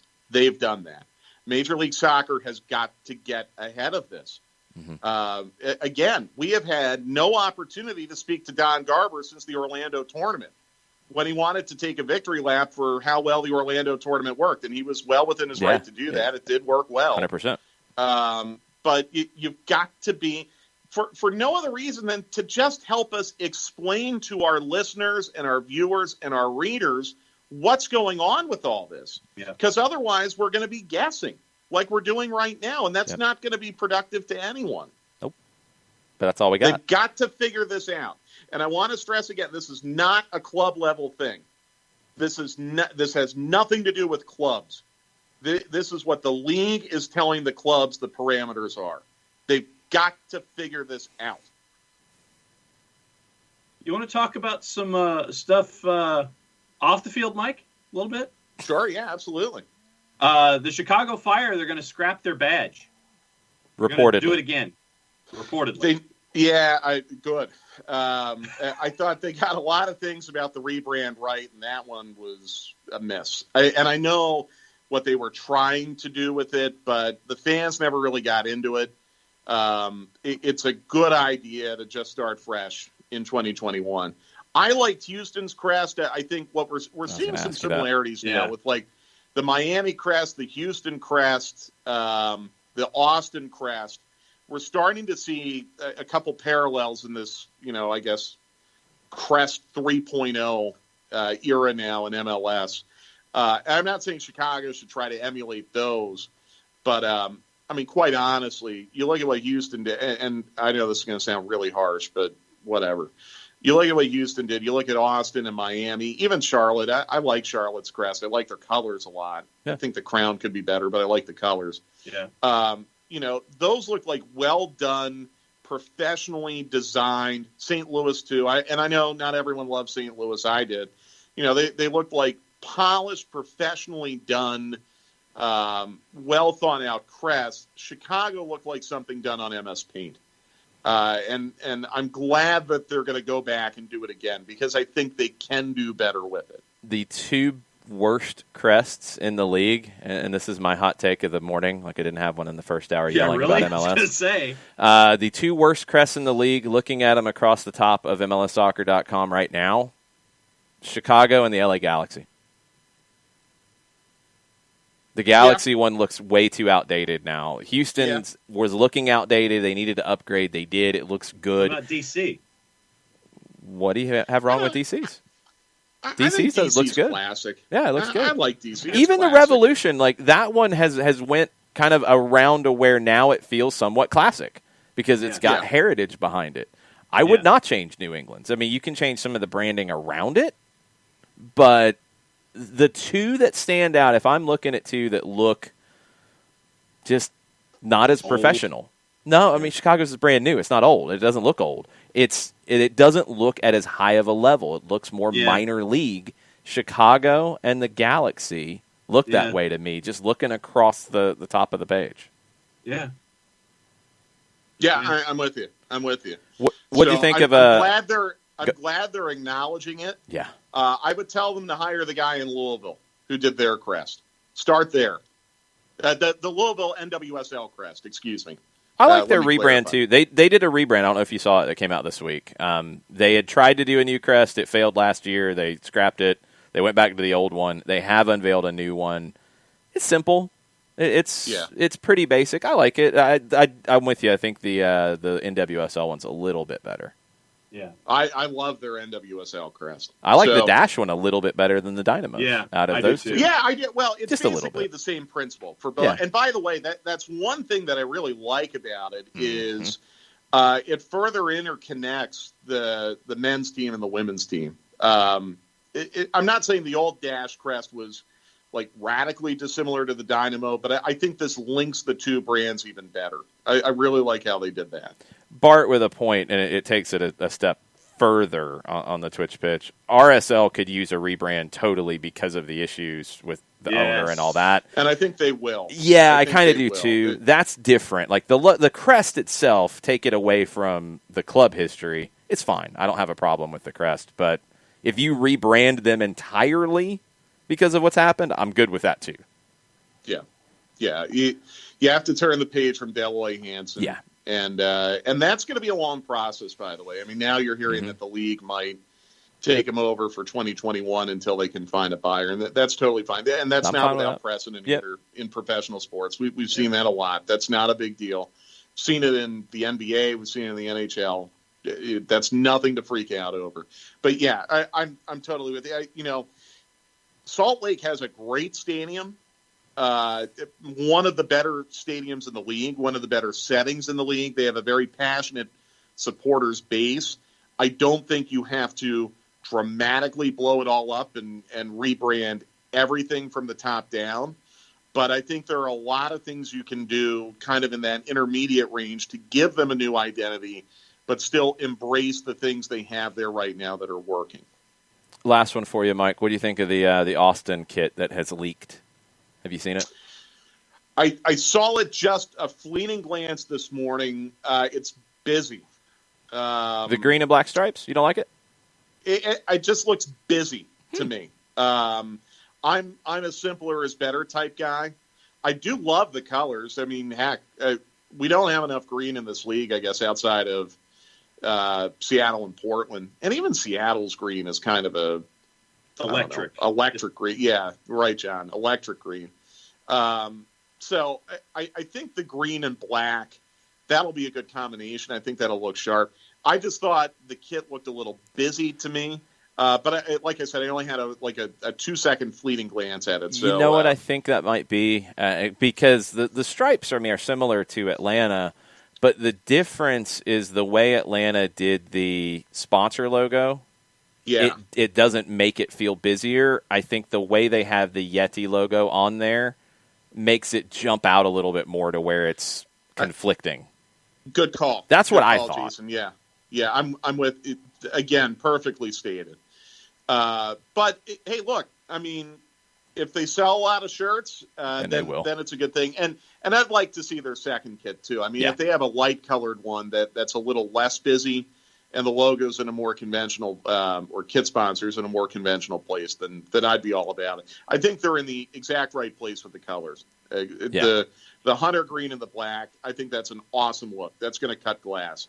And I applaud Austin for not trying to, go with burnt orange or something that would, kind of link them to the University of Texas. Yeah, like they trying to be from a branding standpoint, trying to be completely different. I really, really appreciate that they did that. Yeah, same here. For the NBA fans who listen to the show, you're going to be busy tonight. Let them know where they can find you. Yeah, we've got the NBA draft, and I always really enjoy doing draft shows. One of my favorite things to do on the radio station. So I'll be on with Sam Crenshaw and Deshaun Tate, 7 to 10 tonight. We'll go pick by pick, and we'll kind of analyze what it all means for the Hawks and everyone else in the league. That'll be at 7 o'clock on 92.9 The Game and Radio.com. But before that, Jason and I will also have stoppage time on the 92.9 The Game Facebook page at 2 p.m. So the Hawks going to get Gordon Hayward? No, I don't think so, John. And I'm not throwing cold water on some excellent reporters out there who have thrown that out there. I just think the Hawks, I think they're the team with the most cap space of anyone in the league right now going into this offseason. So they are going to be tied to literally everyone who's looking to get a new deal with their existing team. And the Hawks are going to be the leverage team. And for a guy like Hayward, it's going to come down to, is Boston going to give him what he wants? And if they don't, is he really going to want to go to the Hawks? And I think it'll be the same with all the other names you're hearing. Rajon Rondo's one. You heard Drew Holiday earlier in the week. The Hawks are going to be a leveraged team. I wouldn't even be shocked if you heard a report that Russell Westbrook and the Hawks would somehow be linked. Anyone who's looking to be traded is going to be linked to the Hawks automatically because they have the salary space for them. That doesn't mean it's going to happen. I'll be listening because I'm very intrigued to see what happens tonight. You think there's going to be a lot of movement? Because it feels like there is. I do. I think this is going to be a crazy night. And it usually is when you have a draft like this where there's like not really a clear number one or, top 10 even order of prospects. You usually get a lot of crazy stuff and movement. And the free agency period is going to be so short this year. Training camp's open 2 weeks from tomorrow. Oh, wow. You're going to have such a short free agency period this year. And there's been not a lot of time for these GMs to work out trades before today because they didn't know when free agency was going to start, what the salary cap would be. Yeah. I think this is going to be crazy. I think you're going to have calls left and right tonight. And my prediction is, guys, you're probably going to see 7 or 8 guys drafted tonight who are not going to end up on the team that drafted them. Yeah, I could see that. I could absolutely see that. I'll leave you with Christopher Abel's question because he might not get to ask it to you later. And this is right now and could be different by the end of the night. Do you think the Hawks make the playoffs this year? Well, remember the top 10 are going to make the playoffs now, not the top 8. So, yeah, I think they'll make it. I didn't know that.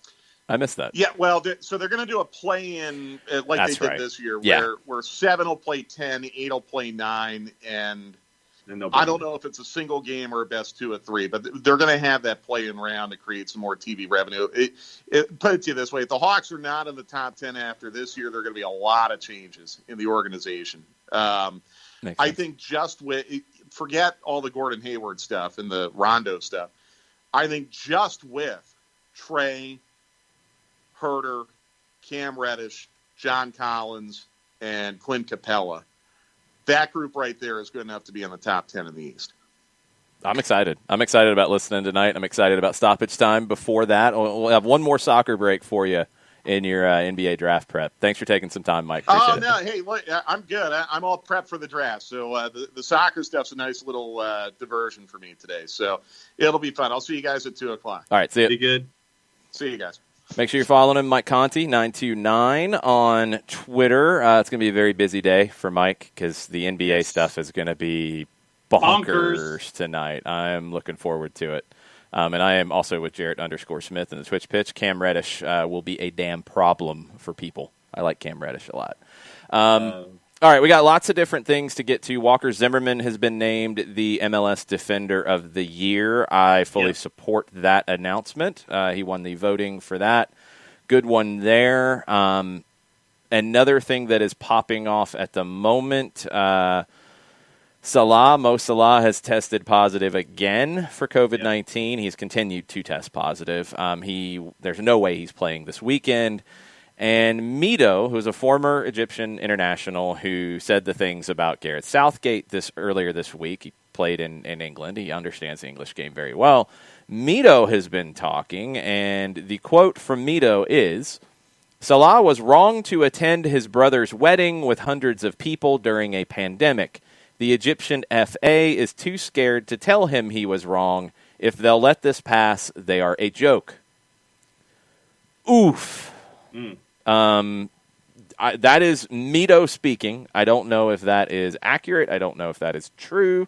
I don't know where that stands, but that is what is being reported by Mito in the Dutch media. That is where that one has popped up. So, wow. Keep an eye on that one. What do we have on the Twitters as we start to wrap up? Michael Head back in after our continued discussion with Mike. To catch us back up, he says, gosh, MLS, quit embarrassing yourself, and that's all in caps. I guess there was a positive to missing the playoffs. No, sadly there wasn't. Although I'd really be pulling whatever little bit of hair I have left out if that was the case about all this different stuff. I just want it to be better, and I get frustrated with things from MLS. I get frustrated when people take unfair shots at MLS and will defend the league when I feel like they're being unfairly attacked. I'll also get frustrated when I feel like they're inviting the attacks. And everything Mike said about media access, MLS did it differently than the other leagues, and that's not good because they need more media access than the other leagues. This whole situation with the playoffs and not knowing who will be able to play and who won't be and who's in different situations and not even knowing what the cancellation /forfeit /reschedule policy is, that's not good enough. It's hard. I get it. It should have been announced by now. These things should have been known. We should know that a team, if they can't play at that time, they have a 24-hour grace period or whatever it is, and if they can't play by that time, then they can't play. And we need to know what the line is. If it is, if they have one positive, if they have two positives, if they have four positives, if they have all their goalkeepers out, we need to know what it is. Because right now we don't. And different leagues around the world are doing things differently. That's why it has to be clarified. Where in the Champions League, you can bring up a bunch of your academy players to go play in a game, or you can have reportedly 13 players available and you play. But here it's been two positives and you don't play a regular season game, but does that change for the postseason? We need it clarified so we can talk about it. Because we need to talk about it so the league can grow. That's the whole point. That's what it is. And that can be done. It can be done where the league protects their interests, but fosters these relationships and gives everybody the proper information. I just want that to change. I really, really want that to change because the league can take a big step forward if it does. Yeah. And just going back to the notion of when you have a window to get a plan together, don't be at the end of the window and then try to put a plan together. You have all this time, use the preparedness, and give yourself that runway where you can have a plan, and if you need to adjust the plan, adjust the plan. Don't come up to the deadline in the window, come up with a plan, and then everything's rushed and you're still having more questions than answers.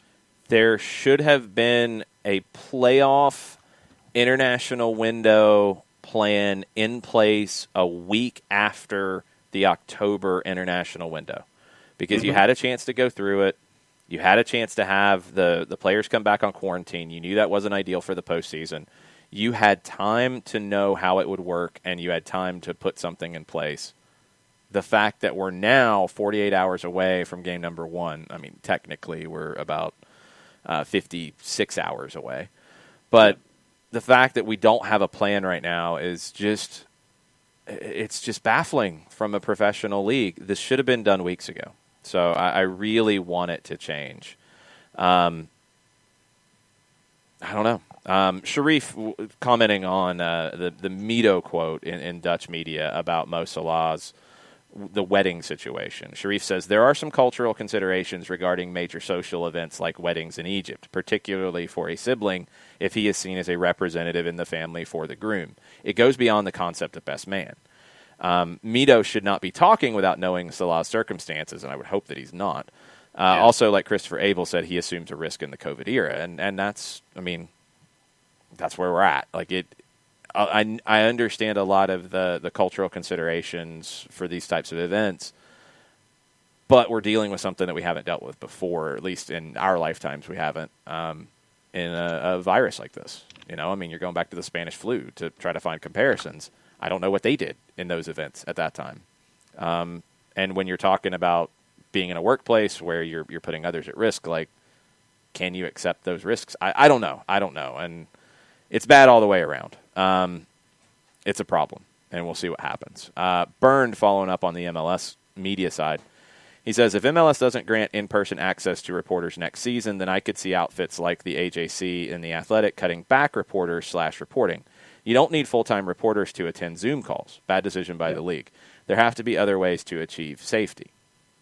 He says rapid tests, etc. I think you can do it around that because I go back to some of the things we saw early on in the pandemic in Korea, in baseball, for example, where media was on hand and media asked questions, but they did it from the stands where the stands were empty, and they had boom mics and they had I think like a PA setup essentially for a player to take questions on the field, and a wireless mic that was handed out with a boom mic stick, 6 feet away, to do all these things.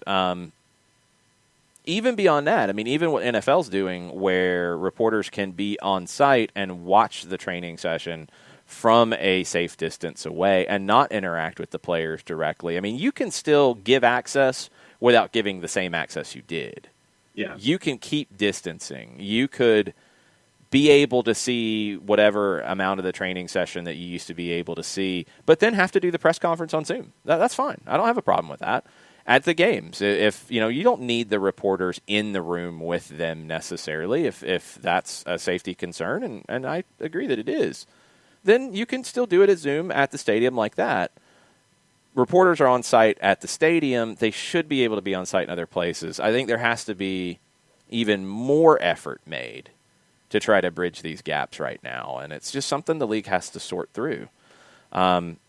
Burns says outdoors, keep distance, no locker room access, obviously. Yeah, I mean, there's ways to work through it, and I'm with Mike. It's not going to be gone by the start of the 21 season. Hopefully it'll be better. Again, it was more good news today on the vaccine side of things. I hope we continue to get great news on that, and I hope we're in a very different situation in a month about what's coming, but we don't know yet. And you have to plan, because you don't want to get in this situation like MLS is in right now, where you have a postseason coming up and you haven't had a plan at least announced publicly. So if the idea is to start first week of March, that would mean you're starting training camps the middle of January. That is a big time for media availability. That's 2 months away. You need to have in place what your media access rules are going to be, because you need people on site at the start of training camp. That is the day that, here in Atlanta, for example, that's one of the days in the season where you get all the local TV. Everybody shows up to that because a bunch of players are made available. It's the start to the season. That's what happens with every team, Atlanta United included. So how is it going to be done? Is it going to be at the training ground? Are you outside, separated? You've got the showcase field. Do you put the reporters in the stands there? Keep a boundary, mark it off. The players are in front of them, with a PA. You run an audio out to give people the audio. Like, you can do these things and make all of it work. But you got to have access. You got to have people be available, and you've got to find a way to bridge that gap, because you don't want to lose all of the progress you've made.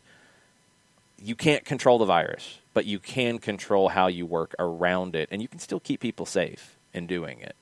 This is not a call to be reckless. This is a call to find a to bridge some of these gaps. And I want this league to be as good as it possibly can be, and I don't like when I feel like there are mistakes made that are internal that can be better. There are things that can be done to make it more accessible. Access is such a number one element here to make things better. It needs to be. Yep. What else is on the Twitch pitch and on your table this morning? Because we've got 18 Nations League matches today. Do any of them actually matter? A group. Let's see. Looking at the matchup, short of Belgium and Denmark, the answer is no. Well, no, that's not true. Italy, if they win... Bosnia. Okay. Yeah, if Italy wins, then they advance to the Final Four, and they host the tournament in October of next year. That's big. Roberto Mancini, not available, the manager. Ciro Immobile is really ticked off because he still keeps testing positive in these weird situations. Feels like he's been testing positive for over a month now. He's still unavailable. A bunch of others are unavailable due to club quarantines. They've won games with understrength squads.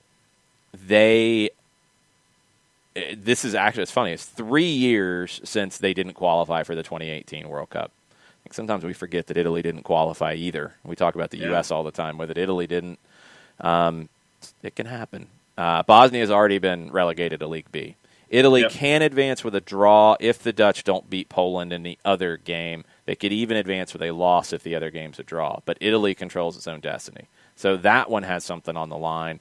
Belgium has something on the line. A draw would be enough for them to get through. If they lose to Denmark, Denmark would win the group. So that's one that's interesting here. Belgium will be missing people. They are missing Eden Hazard, who remained in Spain with Real Madrid after testing positive for COVID-19. They're missing Axel Witsel and Thomas Meunier due to suspension. So they're not at full strength. Can Denmark pull an upset? Would be interesting. Serbia and Russia, game doesn't mean anything in terms of getting to the Final Four, but Serbia's got 3 players that have tested positive. Another Lazio player, Milinkovic-Savic, has tested positive. Lazio continues to have issues with this. That's Nations League. You want to give me numbers on Belgium and Denmark? Belgium minus 135. Denmark is just north of plus 400, and your draws a plus 270. I will put some sweet potato pie on Denmark. Oh, wow. I think Denmark will pull a shock, and Belgium, not at full strength, will get caught. Italy and Bosnia and Herzegovina. Bosnia-Herzegovina is a plus 800. Italy's basically a minus 300. Your draw is just north of plus 400. I will parlay an Italy win and a Denmark win with the sweet potato pie and some sweet potato souffle. I'll go full sweet potato on it today, and that's what I think happens. Yep, you can have mine. I'll give you mine as a part of that bet. I have my own. It's fine. Other things in the news department, U20 and U17 Women's World Cups will not get played this year or next year. They've been pushed back to stay on the current kind of run here. So instead of pushing them back a year and then doing another one the next year to get back on cycle, they're getting pushed to 2022. The hosts that were supposed to host them this year are going to host them in 22. And the main reason why on FIFA's side here is a lot of the qualification processes hasn't been played for a lot of these age groups. So, and these youth national teams haven't played for a long time. So scrap it and push it back. That's, I think, the smart way to do. I don't think this is anything about not taking the women's game as seriously as the men's. I think it's the right thing to do to have a good tournament. So Costa Rica will host the U20 Women's World Cup in 2022. India will host the U17 Women's World Cup in 2022. Let's see what else we got here. We talked a lot about South America. We have not seen any updates on Gareca or Queiroz so far this morning. In Africa, Mali and Tunisia have qualified for the next AFCON finals. They have joined Algeria and Senegal, who had booked their berths. We talked about yesterday the big surprise for Sudan winning 1-0 over Ghana. Ghana's still in the driver's seat for that group, but Sudan's not out of it. Tunisia will go to the finals for a 15th time in a row. That's a big deal. Egypt and Morocco are very close to getting through as well. CONCACAF, Mexico continued on. They won 2-0 over Japan in the friendly. It's Mexico's last game of 2020. Tata Martino not happy with the first half. He said it was the worst first half since I arrived in general terms. I think the first 20 or 25 minutes we turned up late and distributed the ball poorly. Last 15 minutes we managed to neutralize the opponent even if we didn't create. Mentioned Ciro Immobile. A lot of stuff in Spain, and we're going to get deeper into this over the next couple of days. Looks like we're going to have Kevin Egan on Friday. Kevin's doing some stuff with La Liga and their media here in the United States, so he's going to help us get ready for La Liga this weekend. Huge match with Atleti and Barca, and there's going to be a lot of missing pieces to this. But we'll talk about some other things, too. You're getting rumors that Real Madrid really wants to get Mbappe, and they would be willing to offer Vinicius Jr. to PSG to get that done. The Sergio Ramos drama continues. It looks like there is a deal very close, according to radio shows last night, and they could announce it this week, that he will do a new 2-year deal to stay at Real Madrid. I think that's the best for everybody concerned. El Confidencial is saying that Real Madrid is putting Isco on the market with the approval of Zidane, and he could potentially go to Everton, who Carlo Ancelotti, remember, was at Real Madrid, really likes Isco. He could go to Everton, join up with James. Real Madrid reunion in Everton. Okay, that can continue. I like it. Victor Font, who is the leading presidential candidate for Barcelona, he continues to talk. He thinks he's got the election in the bag. It looks like the election is going to be January 24th. And he says Lionel Messi must stay at Barcelona so he can lead the team for the remainder of his career and play a strategic role when he retires. He's doing everything possible to try to keep Messi. He thinks that hiring Xavi will be part of that. He says the association between Messi and Barca is a strategic relationship, and we want to make sure we create the right conditions for Messi to continue to play a role in the club even after he retires.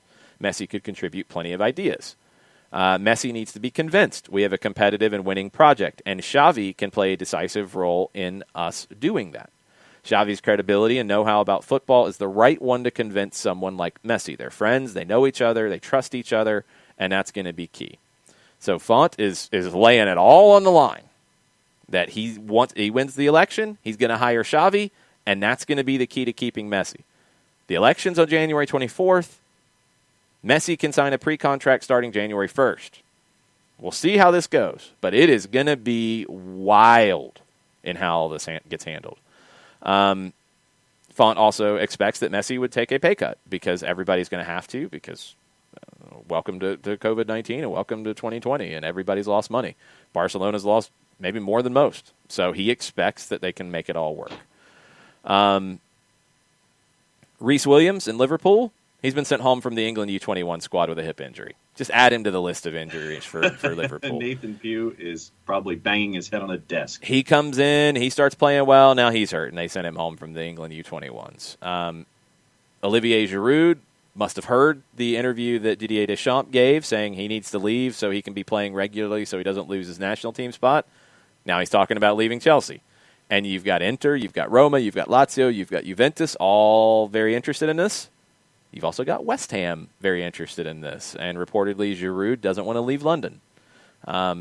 He hasn't left Chelsea. He keeps staying at Chelsea even though he's not playing. And one of the reasons why is the family's settled in London. West Ham could pull a surprise here. Very, very interesting. Yep. The EFL will have 5 substitutions the rest of the season. They have voted to approve this. The Premier League has not voted yet to approve this. Yeah. Yeah, exactly. And the bots have come in to attack us here at the very end of the show. All right, well, you get some bots, and I'll let you know about what else is going on in England. Looks like Kepa might accept a loan transfer and a pay cut to get out of Chelsea. Mario Balotelli has apparently been in talks with Barnsley about going to South Yorkshire. Barnsley, for those of you right now unfamiliar with the Sky Bet Championship table, is in a logjam in 16th place at 13 points. So it looks like that is a possible landing spot for Mario Balotelli. Aston Villa are preparing to possibly be raided by Manchester City in January to the tune of $100 million for Jack Grealish and Douglas Luiz. Something else for food for thought for Nathan Pugh. The Daily Mail is saying that Gigi Wijnaldum is considering his Liverpool future, even though he has been offered a new deal by Liverpool. Ole Gunnar Solskjaer has is apparently given the green light for Manchester United to sell Phil Jones, Sergio Romero, and Marcus Rojo in January. Benfica and Porto have also now been mentioned as possible landing spots for a Dean Henderson loan. Celtic might have some competition there. They might want to get on that. Yep. Believe that is it. Anything else on the Twitters before we go? We are caught up, sir. Tafka says that Chicago and Nashville are the 2 worst logos in MLS. I'll disagree on Nashville.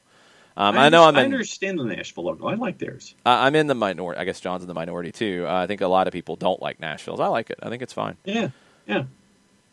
Chicago and LA Galaxy are the 2 to me that just feel completely out of place.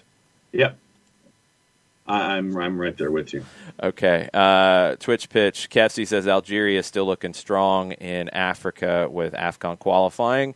Burns says there's not a lot of excitement in Europe about making that Nations League Final Four. Folks are looking more at the team rankings and how it affects the seeding for the World Cup qualifying. That's what matters. They talked about this a little bit in the Spain-Germany game. Like, it doesn't really matter here. But, I mean, once you get on the field, it matters. So, like, in the game, it does. You have an opportunity to get there. If you win, it helps all of your seeding. It's good. But, yeah, when you're going into games, and the Dutch are kind of in this today, like, they shouldn't go through. I wonder how seriously Frank takes the game today. Does he, get experimental with the team? Maybe he can't because of his situation with a slow start there. Maybe he feels like he has to go for it and try to win this match, even though it doesn't really matter in a lot of ways because they're already in that top pot for World Cup qualifying, and they need some help to get into the Nations League Final Four, which they don't necessarily care about. I think he probably has to go full strength because of the pressure on him, which I think is unfair, but yeah, that's just what it is. Voltron. I like Voltron. Voltron 86. Master of the Universe? No, sorry, that's He-Man. What was Voltron's hook?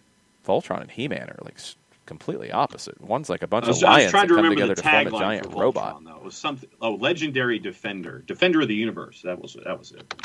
Sure. Voltron was awesome. I had all those lions. Voltron on the Twitch pitch says, Messi is finished. Welcome to the new generation. There are a lot of people who say that. There were some Argentine fans saying that last night. He had a couple of chances. He did not finish. Victor Font, who is leading all of the early preliminary talk about being the new president of Barcelona, he is putting everything on Lionel Messi coming back. Is that going to help him get elected? Or could it potentially hurt him in the election? I don't know. I mean, Messi might also sign a pre-contract to go to Manchester City on January 1st, and then it doesn't matter. We'll see. Sam Williamson on Giroud says he's making bank just sitting on the bench. But now his national team manager has come out and said, if you want to keep playing for the national team, you need to go play. And it sounds like he says, okay, coach. And he has opened his mind up to this possibility. Does he leave London? I don't know. That's an interesting variant on this that I didn't necessarily expect. Breaking news sounder, please, as you're still going through things. Breaking news from John. The NWSL announces, as they refer to it, an innovative 2021 competition framework. Players reporting to camp February 1st, with the first competition coming in mid-April when the NWSL Challenge Cup returns after the inaugural edition in 2020. Based on guidance from the NWSL Medical Task Force and public health officials, the 2021 Challenge Cup will take place in multiple bubble environments, team markets, or some combination of the two, quoting NWSL Chief Revenue Officer Mitch Pohl. Bringing back the Challenge Cup is an opportunity for our league to continue growing our fan base and showcase our world-class players. Quote continues, focused on continuing to build opportunities to expand our reach, expose a global audience to the best women's club soccer in the world, provide meaningful opportunities for our teams and players to perform. Following the 2021 Challenge Cup, the NWSL's 2021 regular season will kick off in mid-May. Each team scheduled to play 24 matches, the full league schedule released at a later date. 6 teams qualify for an expanded NWSL playoffs set to take place beginning in November 2021, with the top 2 seeds receiving a first-round bye. 2021 campaign ends with the NWSL Championship the weekend of November 20, before another exciting offseason ahead of their historic 10th anniversary season. So saith the NWSL. Can you give us like a Cliff Notes version of that? Because that was a lot. So it looks like reporting to camp February 1st, 2021 Challenge Cup to follow in mid-April. Okay. Multiple bubbles, team markets, or some combination of the two. After the Challenge Cup, regular season kicks off in mid-May. 24 matches scheduled. Full league scheduled to be released at a later date. 6 teams qualifying for the playoffs in November 2021. Top 2 seeds get a first-round bye. Championship scheduled the weekend of November 20. So 24 regular season games plus playoffs for 6 of 10 teams? Am I right with 10 now with Louisville in? Okay, 24 games regular season plus playoffs plus the Challenge Cup, which we don't know the format exactly, but let's say you get 3 games there minimum. 27 games. Burns says that's not good. They have to play more games. 27, I think, is comparable with the Women's Super League. I would like to see them get more into the 34 kind of range for the year. Yeah. I'm assuming the Challenge Cup is like 3 games, and so 27 is what everybody's guaranteed to play outside of knockouts in a Challenge Cup and playoffs. Right. Yeah. That needs to get a little bit further along. I get it. Maybe this year it's hard to do. There needs to be progression in that. I'm on board with that. Okay. So, yes, and 10 with the addition of Racing Louisville. Okay. I wanted to make sure on that. Bart wants your pontifications on the new Toronto Argonauts logo. Love it. Love it when they've gone back to the old boat in the sail, and the fact that it's a bit of the old double blue. It's not as pronounced a blue. It's more like a blue and a gray. But yeah, you know me and retro logos. I'm a sucker for those kinds of things. I'm down with it, as the kids say. The kids don't say that. So it's a retro logo? Yeah. It's the old boat created out of a football with the A in the sail and the oars off to the side. So it's just a different color scheme with the old boatman logo. Okay, I didn't know if, because I don't know the Toronto Argonauts that well. I didn't know if this was something old or if it's something new or what. Yeah, it's a fresher color take on an old logo. Reporting out of Uruguay. No, this is actually out of Paraguay, sorry. ABC Deportes is reporting that 7 more positives in the Uruguayan team.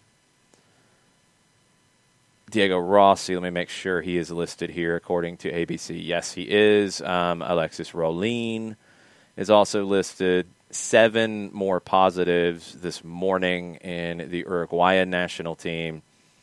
Is that 7 new or is that 7... total? Brian Rodriguez is not listed. 7 positives added to the 4 already in recent days, and this is the whole delegation. This is not just the roster. So the press officer has tested positive. Other members of the delegation have tested positive. Everybody's listed in good health. Rolin was a call-up. For other positives, Rolin is plays in the Uruguayan League, and they had a rule in CONMEBOL that if you had a positive from somebody on the outside, you couldn't call up somebody else from outside of the domestic country, so they could only call up players domestically, and now he's tested positive, which is crazy. The coach, Oscar Tabarez, had spoken about this yesterday. He talked about the future of qualifying and what the process looks like starting in March when they come back to it, given the increase in cases around the world, and now his team has had an increase in cases. Palmeiras in Brazil currently has 17 positive cases here. That's a problem. Tabarez said just the situation around the world is very difficult and an uncertainty that does not give peace of mind at all. And now you don't have peace of mind with the Uruguayan team. So 11 total positives in the delegation with Uruguay. I don't know how Brian Rodriguez plays, even with this whole idea of bringing him back on a chartered flight. He's got 11 people that he's been around that have tested positive. I don't think he can play. It just doesn't make any sense, but we don't know the situation here. Jason Nixon, I totally agree, and this absolutely needs to be talked about. Dolly Parton has helped fund one of these vaccines. Dolly Parton needs all of the praise that Dolly Parton already needs all the time, because Dolly Parton's awesome. All hail the queen. Dolly Parton is helping fund one of the vaccine trials, which is amazing. As we're just totally bouncing around here at the end, you got anything you want to throw in? Throw it in on the Twitch pitch. Throw it in on Twitter real quick. We're not going 3 hours. I'll tell you that much. But we will go a little bit longer if there's more things to discuss. Burned says, talking about NWSL needing to play more games, I think access comes into this as well. It's been a big issue for NWSL. We've talked about it. Now with the FA Women's Super League more widely available, with NBCSN, with NBCSports.com, with Fanatis, who has it through their partnership with ATA Football, it's easier to watch these games. So you need to be everywhere you can be if you're the NWSL. Competition has picked up. Can you bridge the gap now that you've lost a number of players to the FA Women's Super League? And some of them aren't coming back for 2021. Some of them will, some of them won't. Are you going to be able to bridge that gap in awareness, in storytelling. We'll see. I'm really curious to see what it is. I think the Challenge Cup idea to start the season I really like. Yeah. I like that. I feel like starting in February and then not playing that until mid-April maybe is a little long. I maybe, and this is without knowing all of their protocols and what they're looking at, maybe they could have started that in mid-March and started the regular season in mid-April. Maybe that would have given them the opportunity to play 6 more games, get to 30 games in the regular season. Well, when you're playing 24 games, you got 10 teams. So that's an awkward situation in general. Yeah. You could have played 27 games and played everybody 3 times. And you could have maybe bumped up 3 more games against 3 rivals or whatever. Maybe you could have sorted that out. I don't know. Jason Nix says, did you guys talk about the U.S. women's national team call-ups? We did yesterday. No Rapinoe, no Lloyd, among other regulars. I mean, Megan Rapinoe hasn't played, so there's no way she should get called up. It's not a knock on Megan Rapinoe's playing ability. It's the fact that she didn't play in the NWSL Challenge Cup. She didn't play in the fall games. She hasn't played since the couple of appearances. No, I don't even know if she did. I don't think she made any appearances for Reign last season after coming back from the World Cup. Maybe she did. That would have been the last time she played. Yeah. So you can't call her up. You just can't. And Lloyd got injured. And you can't call her up. She was injured going into the Challenge Cup, and she hasn't played this year. So you can't call them up. You can't make national team call-ups based off what players did in the past. Right. You just can't. And look, this is a bigger picture question on the women's game, and it's something that U.S. Soccer and the NWSL and the players need to sit down and have an understanding about. Vlatko Andonovski needs to set the expectation that call-ups are going to be done based off form, based off what you're doing at the club level. That's the day-to-day. This is not a club, the national team. If you're not playing at the club level, or if you're not playing well at the club level, you're not getting called up. There's enough talent now. If Christy Mewis goes to the Challenge Cup and lights it up, she gets a call-up. Yep. And they've changed some of the CBA and the structure of the national team. They need to change more because it doesn't need to be treated like a club, because those players don't deserve call-ups. They just don't. You can't call up Carly Lloyd and Megan Rapinoe over Christy Mewis. Not after what Mewis did for the Houston Dash.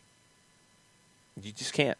So that I totally agree with what Andonovski did here, and it needs to be the norm going forward. And players need to understand that expectation as well. I agree with Bernd. Honestly, Rose Lavelle, who hasn't played in a very long time, looked totally out of shape / form for City. She didn't play in the Manchester Derby. These long breaks don't help anybody, and you can't call people up to the national team for it. She maybe shouldn't have been called up, but at least she's supposedly training, and Andonovski said, like, she's fit. The reporting that they're getting, she's fit. Said that Morgan is 45 minutes fit, Alex Morgan, who's just come back to play for Tottenham and could maybe get to 60 minutes fit. So he gave data to say, like, we're checking. We think these players are ready to go. If there was somebody else who could have bumped Lavelle, I would have been okay with it because, yeah, she hasn't looked good since the very early stages of the Challenge Cup. Yeah.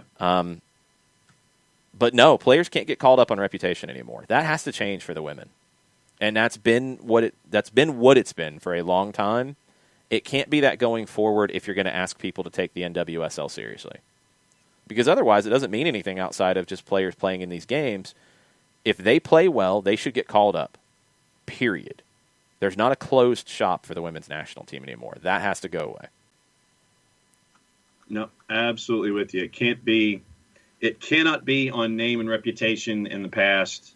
It has to be on ability now. And the days of just bringing in the big guns just because they're big names, that should be well long and gone.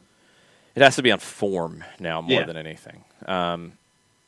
Ability is part of it, but current form has to be a huge, huge factor going forward. It just can't be this situation where, well, they were really good in the last World Cup. No. The Uruguayan Federation has officially announced that Diego Rossi tested positive now. They have issued a press release, so he will not be playing against Seattle on Tuesday. Is the expectation? I don't honestly know what the rule is. I mean, if he comes back and tests negative twice, is he allowed to play? I don't know. Is Brian Rodriguez allowed to play? He shouldn't be because 11 people in that delegation have tested positive, but we don't know what the stipulations are. This stuff, we need to know these things. It's Tuesday. I mean, there's time, but still, we need to know what to expect going into this. I really want that to change. I'm hopeful that it does. It will make everything better. It will make all of the conversation around the league better if it does.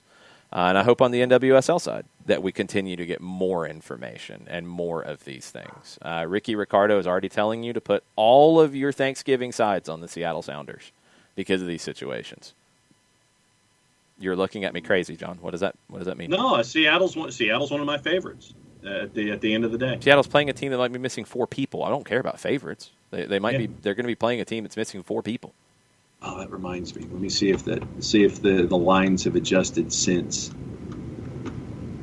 I don't even Checking know juice where to begin boxes. with. Let's see how pronounced they are. Seattle right now are a plus 139, LAFC a plus 165, and your draw a plus 275. That's craziness. If you get Seattle on a plus, you jump on it. One other bit, another outlet, not the 3-letter one that we don't talk about, but a 4-letter one we don't talk about from England anymore after they posted a horrendous headline about Marcus Rashford. That was one of the most ridiculous pieces of journalism I've seen in a long time to question how he has spent his money because he is campaigning for kids to be able to eat. Your outlet will not get mentioned on this show ever again because of that blatantly disrespectful. And if you want to call it racist, I'm not going to argue with you because they didn't say that about Phil Foden when he bought some houses or house. In his case, I believe. In Rashford's case, he said he's invested in real estate. He can spend his money that he makes however he chooses to. You want to call him out for it? Your outlet doesn't get talked about here. So somebody from that outlet is saying that West Ham and Fulham are eyeing up a £3.5 million move for Kai Wagner. Left back, Philadelphia Union. That's big. Okay. Considering you got him from the 3rd division in Germany, and you flip him in 2 years for £3.5 million. That's good business. That's really good business. And whoever wrote that, that's good reporting, and you should probably tell your editors to not be so blatantly disrespectful and potentially racist. Please don't do that anymore. Nope. I thought Marcus Rashford's comment in response to it was incredibly mature. Yep. Far more mature than I could probably be if that was written about me. So, no doubt. Marcus Rashford continues to try to show these people the right way to do their business, including the British government, in making sure these kids get fed. And he convinced them to spend the money. So good on Marcus Rashford. He is winning 2020. One of the few of us who is. That's going to do it for today. 2:00 stoppage time, facebook.com/929thegame. Myself and Mike will get into all of the updates. Hopefully MLS gives us a little more clarification on some of the process going forward for players in the postseason. Maybe we'll get some more announcements on situations with players coming back to the country as clubs start to get ready for games on Friday. So we'll talk about all that. We'll keep you updated on anything else Atlanta United-wise that breaks. And we'll maybe have some giggles and who knows what else will happen on stoppage time. 2:00, facebook.com/929thegame. We'll be back tomorrow morning with a Thursday Thoughts edition of SDH. So we'll see you then. Much plot, y'all. Much plot, y'all.